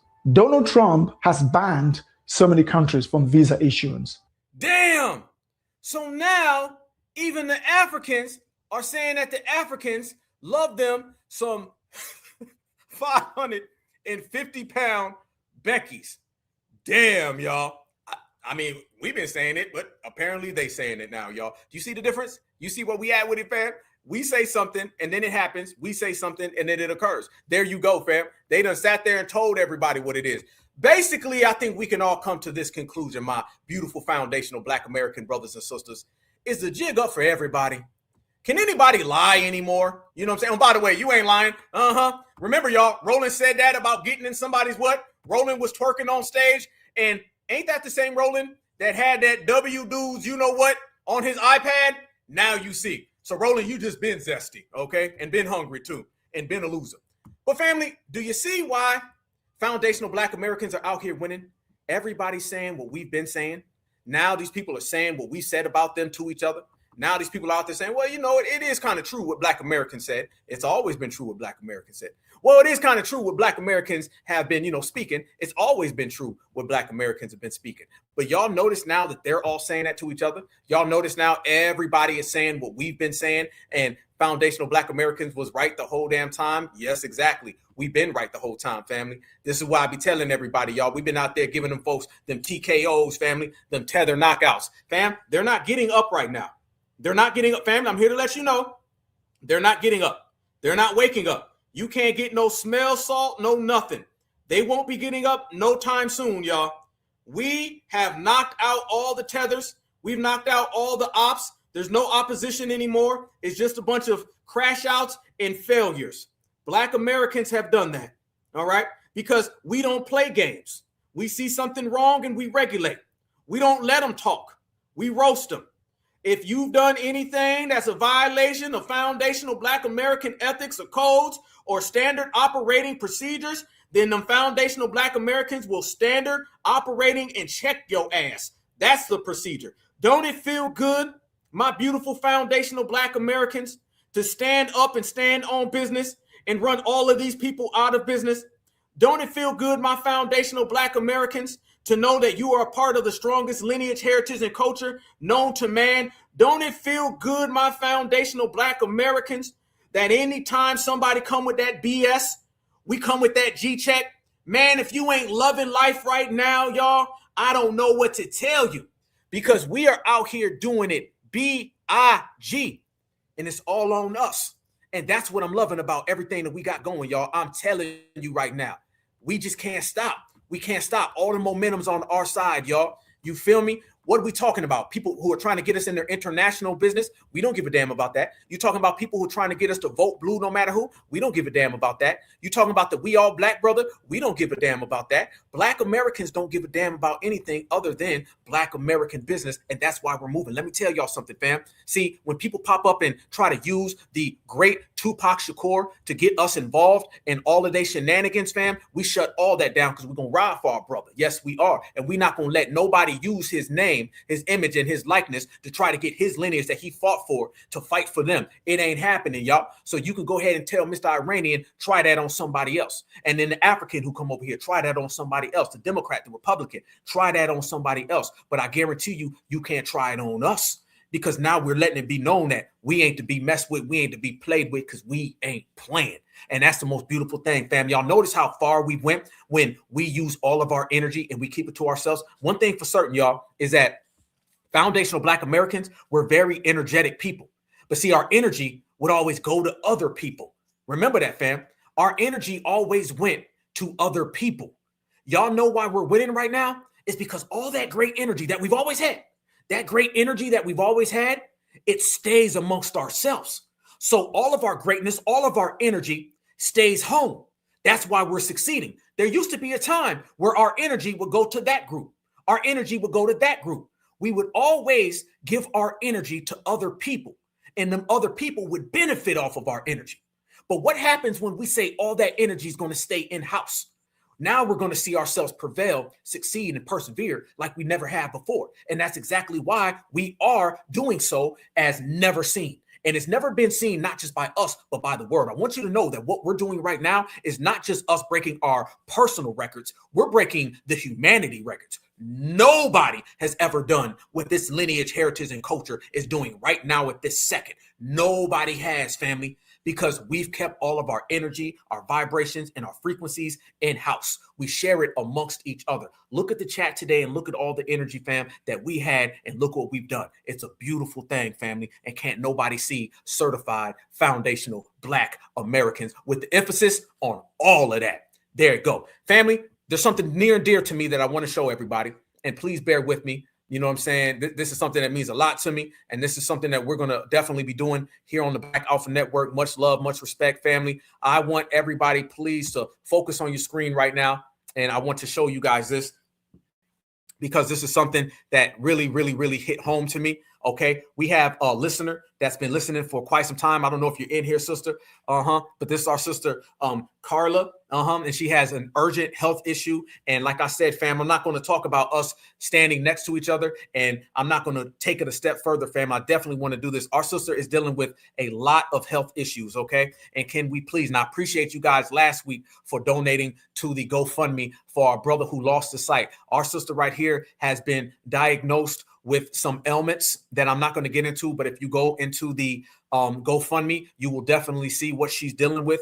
And man, it hit me emotionally so deep, family. I received an email from her a few weeks ago, and let me tell you what she told me. She said she appreciates Black Alpha, and she said she wished that she could have helped assist with the Hidden Colors fundraiser, but she said she couldn't because she had some ailments in her own issues. And I mean, it hit me in my soul of souls, family, because here we are, and our sister is dealing with so many things, and she still wanted to donate to Hidden Colors, family, for the message. And I promise you guys, man, I promise y'all, this touched my soul, y'all. It touched my soul. You know what I'm saying? I want to say it's Carla, Coleman Brown. Okay, man, I'm telling you guys, and she's been in the chat before. I don't know if she's here now. Okay, I'm going to put the link in. Yes, I promise. I'm about to put the link in right now. Right now, please give everything that you can to her. I mean, I'm going to always ride for my foundational Black American family. I just put the link in here. Let me see if I put the link in. Here we go. Okay, I'm trying to put the link in, family. I'm going to get it in there.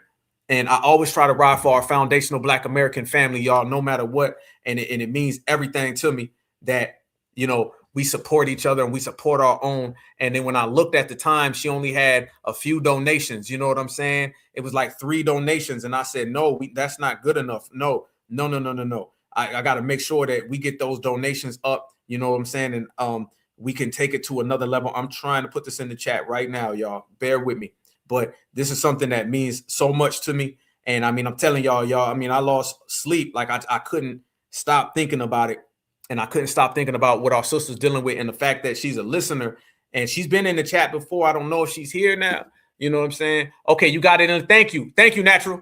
Thank you, Natural. Okay, let me pin that. Let me pin that, fam. Let me pin that. So everybody, please, on everything I love, y'all, please, please, please donate, because it means everything to us. It means everything to the movement. Let's get her money up. I mean, she's really dealing with some serious situations that are going on in her life. and it touches my soul. You know what I'm saying? I had a situation. Let me talk to y'all. You know what I'm saying, real quick, family. I had a situation occur over here on my side of the world. Y'all, I'm saying, you know what I'm saying, how things go.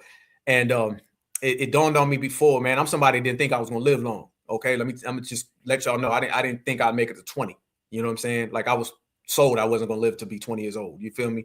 And to see myself live long enough to see myself live forever is a powerful thing. And then it dawned on me, and I realized that I'm here to help Black Americans forever. And that's the reason why I'm still here. And that's the reason why I go through things. And that's why I'm always fighting. And that's why I'm always putting my flame and my fire to this. Everybody want to know why Black Alpha got so much energy, because I can't afford not to. You know what I'm saying? I've been blessed to still be here. And my destiny is to help Black Americans, all Black Americans, in any aspect. And it helps me a lot that I know whenever I speak to all my brothers and sisters that I can help anybody change their life, even if it's something small. You know what I mean? I could be there for everybody. I live for the people. You know what I mean? Like, I live for the folks. I live for myself, but I live for everybody.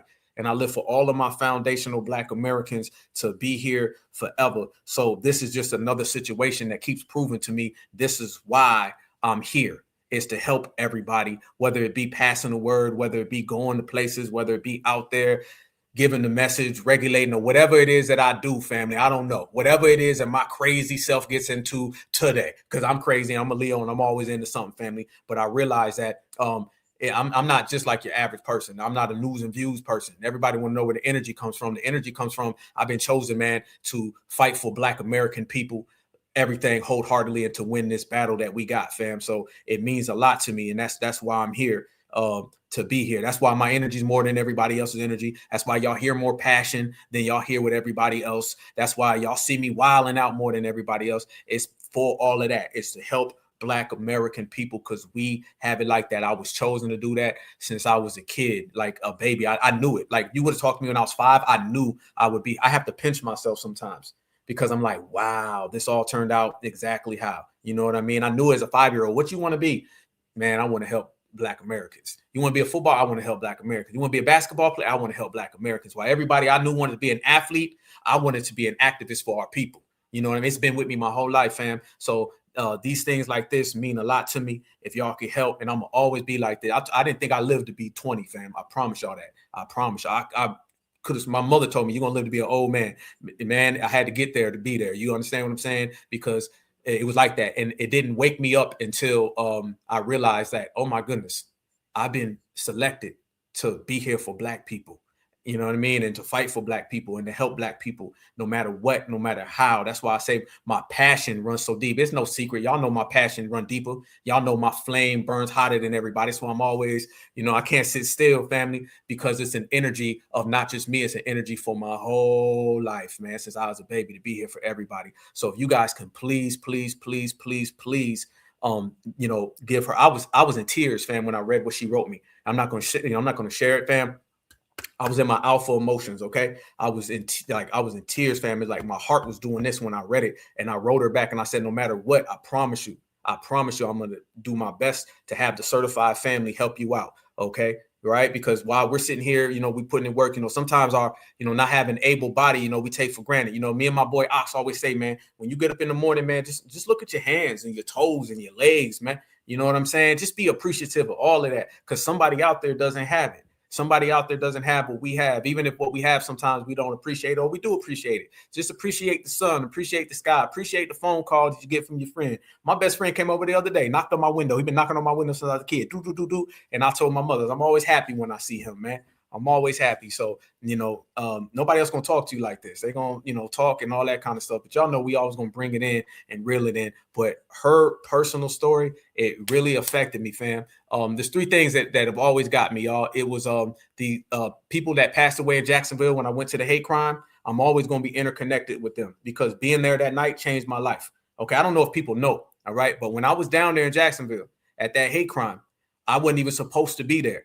And there were so many things that got me there at that moment in time. Had I been there 5 minutes later, I'd have missed it. So those souls that passed away, those souls will always be connected to me. Also, the little boy out here in Georgia that was unalive, when I went to that hate crime, I still have his wristband and everything. I think about them all the time. When I was out there marching with them, the little black girl I seen, she was telling it, this is a little black girl, like maybe 3 or 4 years old marching. And she was telling all the adults how to protest. Okay. And she was telling the adults how to say, hands up, don't shoot. Okay. She was just a little baby telling them, you know what I mean? This, and then, you know, as well as everybody else, I get so many stories from so many people that just want to talk and just be like, hey, Black Alpha, this happened to me. I had somebody, I don't know if you were in the chat, but somebody was telling me their dog died. And I was talking about my dog dying. You know what I'm saying? Had people tell me that their mothers passed and they, you know, everything, family. It's life of a real activist, man, not a YouTuber or a streamer, man, a real activist. And I take my time to write everybody back. I take my time to talk to everybody and just chop it up with everyone, man. But it's my thing, man. I always tell people, me, myself, Black Alpha, I'm walking in my destiny and I'm on my way to forever. But I was chosen to live and fight for Black people. And it's bigger than just a view or an opinion or a thought. It's bigger than the internet. This has really been my life purpose forever. And I was chosen to do it. Sometimes I got to pinch myself. Shout out to my brother, Tariq. Tariq told me, I asked him, Tariq, when he was on live, he said the spirits told him to put Black Alpha in Hidden Colors. I heard him say that on the internet. Then I asked him. And he was like, yeah, man, the spirits told me to do it. You know what I'm saying? And shout out to that brother, man, because y'all know I got mad love for bro. You know what I'm saying? So it's all of that. So let me put this back up on the screen, fam. You know what I mean? Like, there's a lot of people out there who do stuff nowadays, man. But one of the things that, you know, is different from back in the old days, man, there's a lot of opinionated folks. But nowadays, man, you know, or back in the old days, man, we had real revolutionaries and riders that you was like, that person gonna live and you know what for the movement. That's what I try to bring in, man, that Malcolm and that Martin and that Huey and stuff, like where it's gonna be up forever. You know what I'm saying? When you feel that your pillars in the community are chosen, that stuff hit different. Let me show y'all this. One more back. Please, like I said, donate anything that you can. Please read, you know, her ailments out of respect. I won't say what happened to her and things that are going on in her life. But yeah, they're very, very, very rough. And, you know, I'm sitting here. I just got off of a show and I'm turned up to the maximum. And then I got her message and I'm telling y'all, like, I couldn't even sleep that night. I was in tears, fam. I'm not going to lie to you. You know what I'm saying? I'm a tough mother. You know what I'm saying? But in my own zone, fam, my eyes was welded up. You know what I'm saying? Because I still have a hard time thinking like, you know, little old me. You know what I'm saying? Like somebody comes to me to help them in this situation. You know what I mean? Me? Like what? Like for me, like I'm just a person. I don't feel like I'm bigger and better than nobody. You know what I'm saying? So the fact that I have people that come to me and talk to me and want to hear my opinion and want to, you know, ask Black Alpha thing, man, this is crazy, man. It's crazy, y'all. I'm still getting accustomed to this, y'all. I'm still getting accustomed to it, fam. I've only been doing this for 5 years. Everybody think I've been doing it for a long time. I've only been doing it for 5 years, okay? And I only, I did show myself for 2 years. The first time I showed anybody, first time anybody physically seen me was at the rally for reparations, okay? You know what I'm saying? And I still have a hard time, you know, realizing that people look up to me and they really want to see me do good. You know what I'm saying? People really root for me. You know what I'm saying? I have a hard time. I've been around people and I had people real close to me that are supposed to be my other set of eyes, but they got envy in their eyes. You know what I'm saying?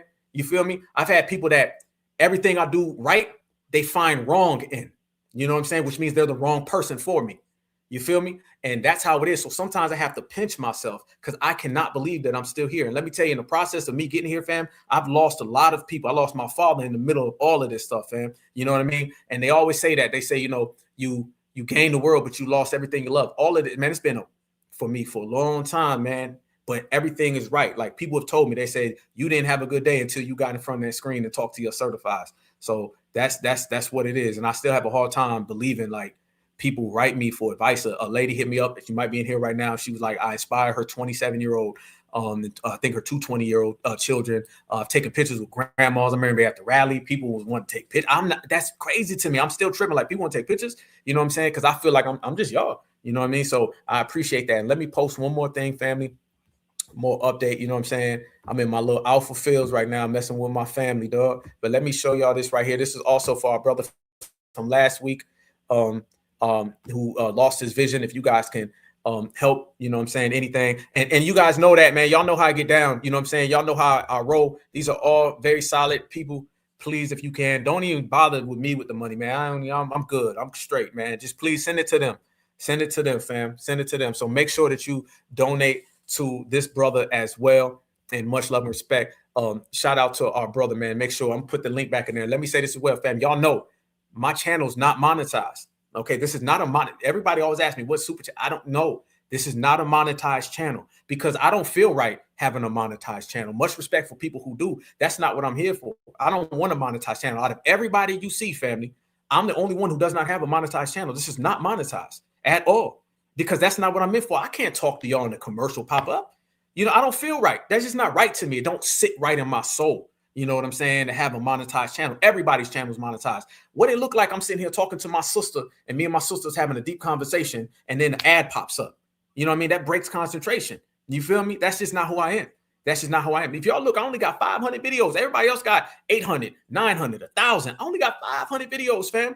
500. And we got way more views than anybody else. So it lets you know, fam, when you afford the people, when you rock with the people, you know what I'm saying? And you're not chasing that. I don't ever, much love, I'll pin the Cash App, fam, but I don't never bring it up. I don't never bring that up. I don't never bring up monetization, and I will never monetize this channel. That's not what it's about. It's not. I could care less about any of that, family. As long as we can sit here and we can laugh and we can have a good time and we can speak to each other and catch the flow and feel the vibration. That's all that matters. I don't care what nobody thinks. As long as I got my certifieds, I'm good, y'all, because we've established a fam. So yeah, this is not a monetized channel, fam, not at all, and it never will be. I'll never have that. You know, I'd rather just y'all say something, let me know, and I'll post it up. You know what I'm saying? So that's what it's all about. And I'm gonna continue to do that. If you guys have anybody out there that y'all know is dealing with something and there's a GoFundMe, man, send it to me, because I was mad a couple weeks ago. I didn't like the fact that, you know, we were doing the Hidden Colors GoFundMe and then, you know, people with big platforms didn't say nothing. Y'all heard me, I went off because y'all know I'm gonna say what I gotta say because I don't give a damn.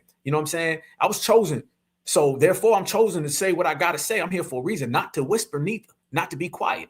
You feel me? So I was kind of ticked off by that. So I said, you know what I'm going to do, man? Anytime it's something that we need, I'm going to post it right here. All right. We get the most views out of anybody, any goddamn way. So let's go ahead and post it so we can take care of ourselves. It's time that we take care of ourselves, family. You know what I'm saying? We got to take care of each other. We got to hold each other down. We up against everybody. It's us against the world, y'all. So we got to stand together now more than ever.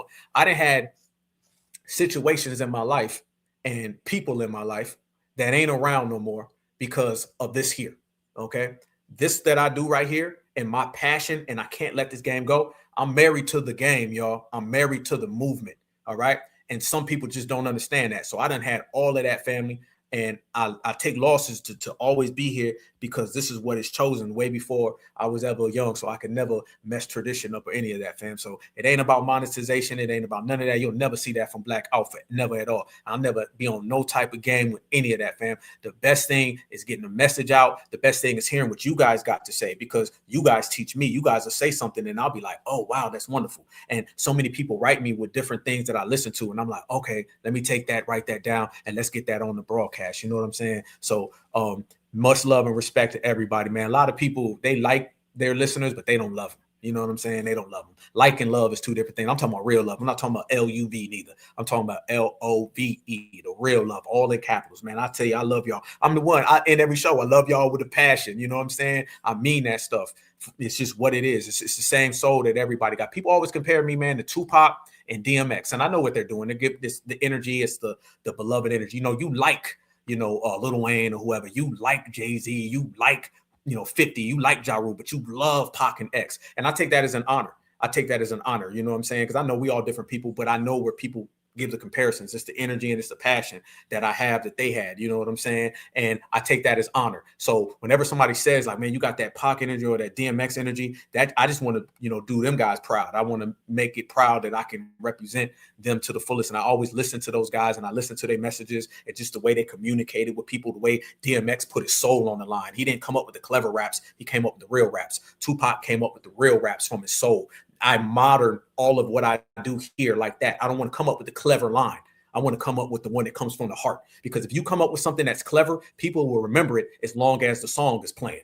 And then they forget it. When you come up with something that's deep, they'll remember it when the song is turned off and cut off and it goes forever. And that's how I always wanted to be with you guys, fam. I always wanted to push it to the next one and go forward and just, you know, hopefully be one of those people that can touch souls and change lives, man. You know, so I'm here to change lives.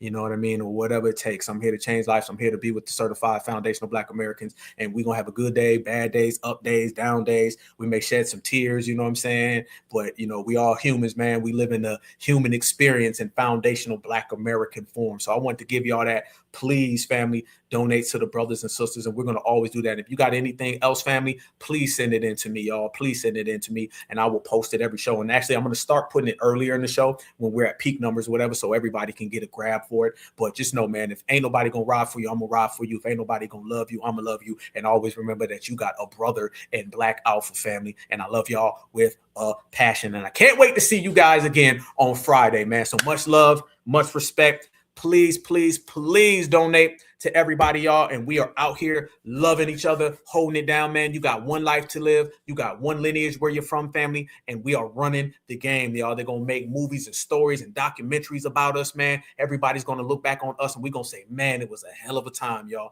And it wasn't a great time after the fact. We had fun while we were doing it. All right. And we're going to have fun even more tomorrow. And we're just going to keep stacking good days on good days on good days and continue to change the world, man. So from your brother Black Alpha, #1 activist, love y'all with a passion, man. Y'all have a good night. Much love and respect. Make sure you donate to everybody, man. And y'all have a great, great day. And you know your brother Black Alpha will always love y'all, man. Peace and love, peace and love, peace and love. Certified salute. Black is beautiful and beautiful is always Black.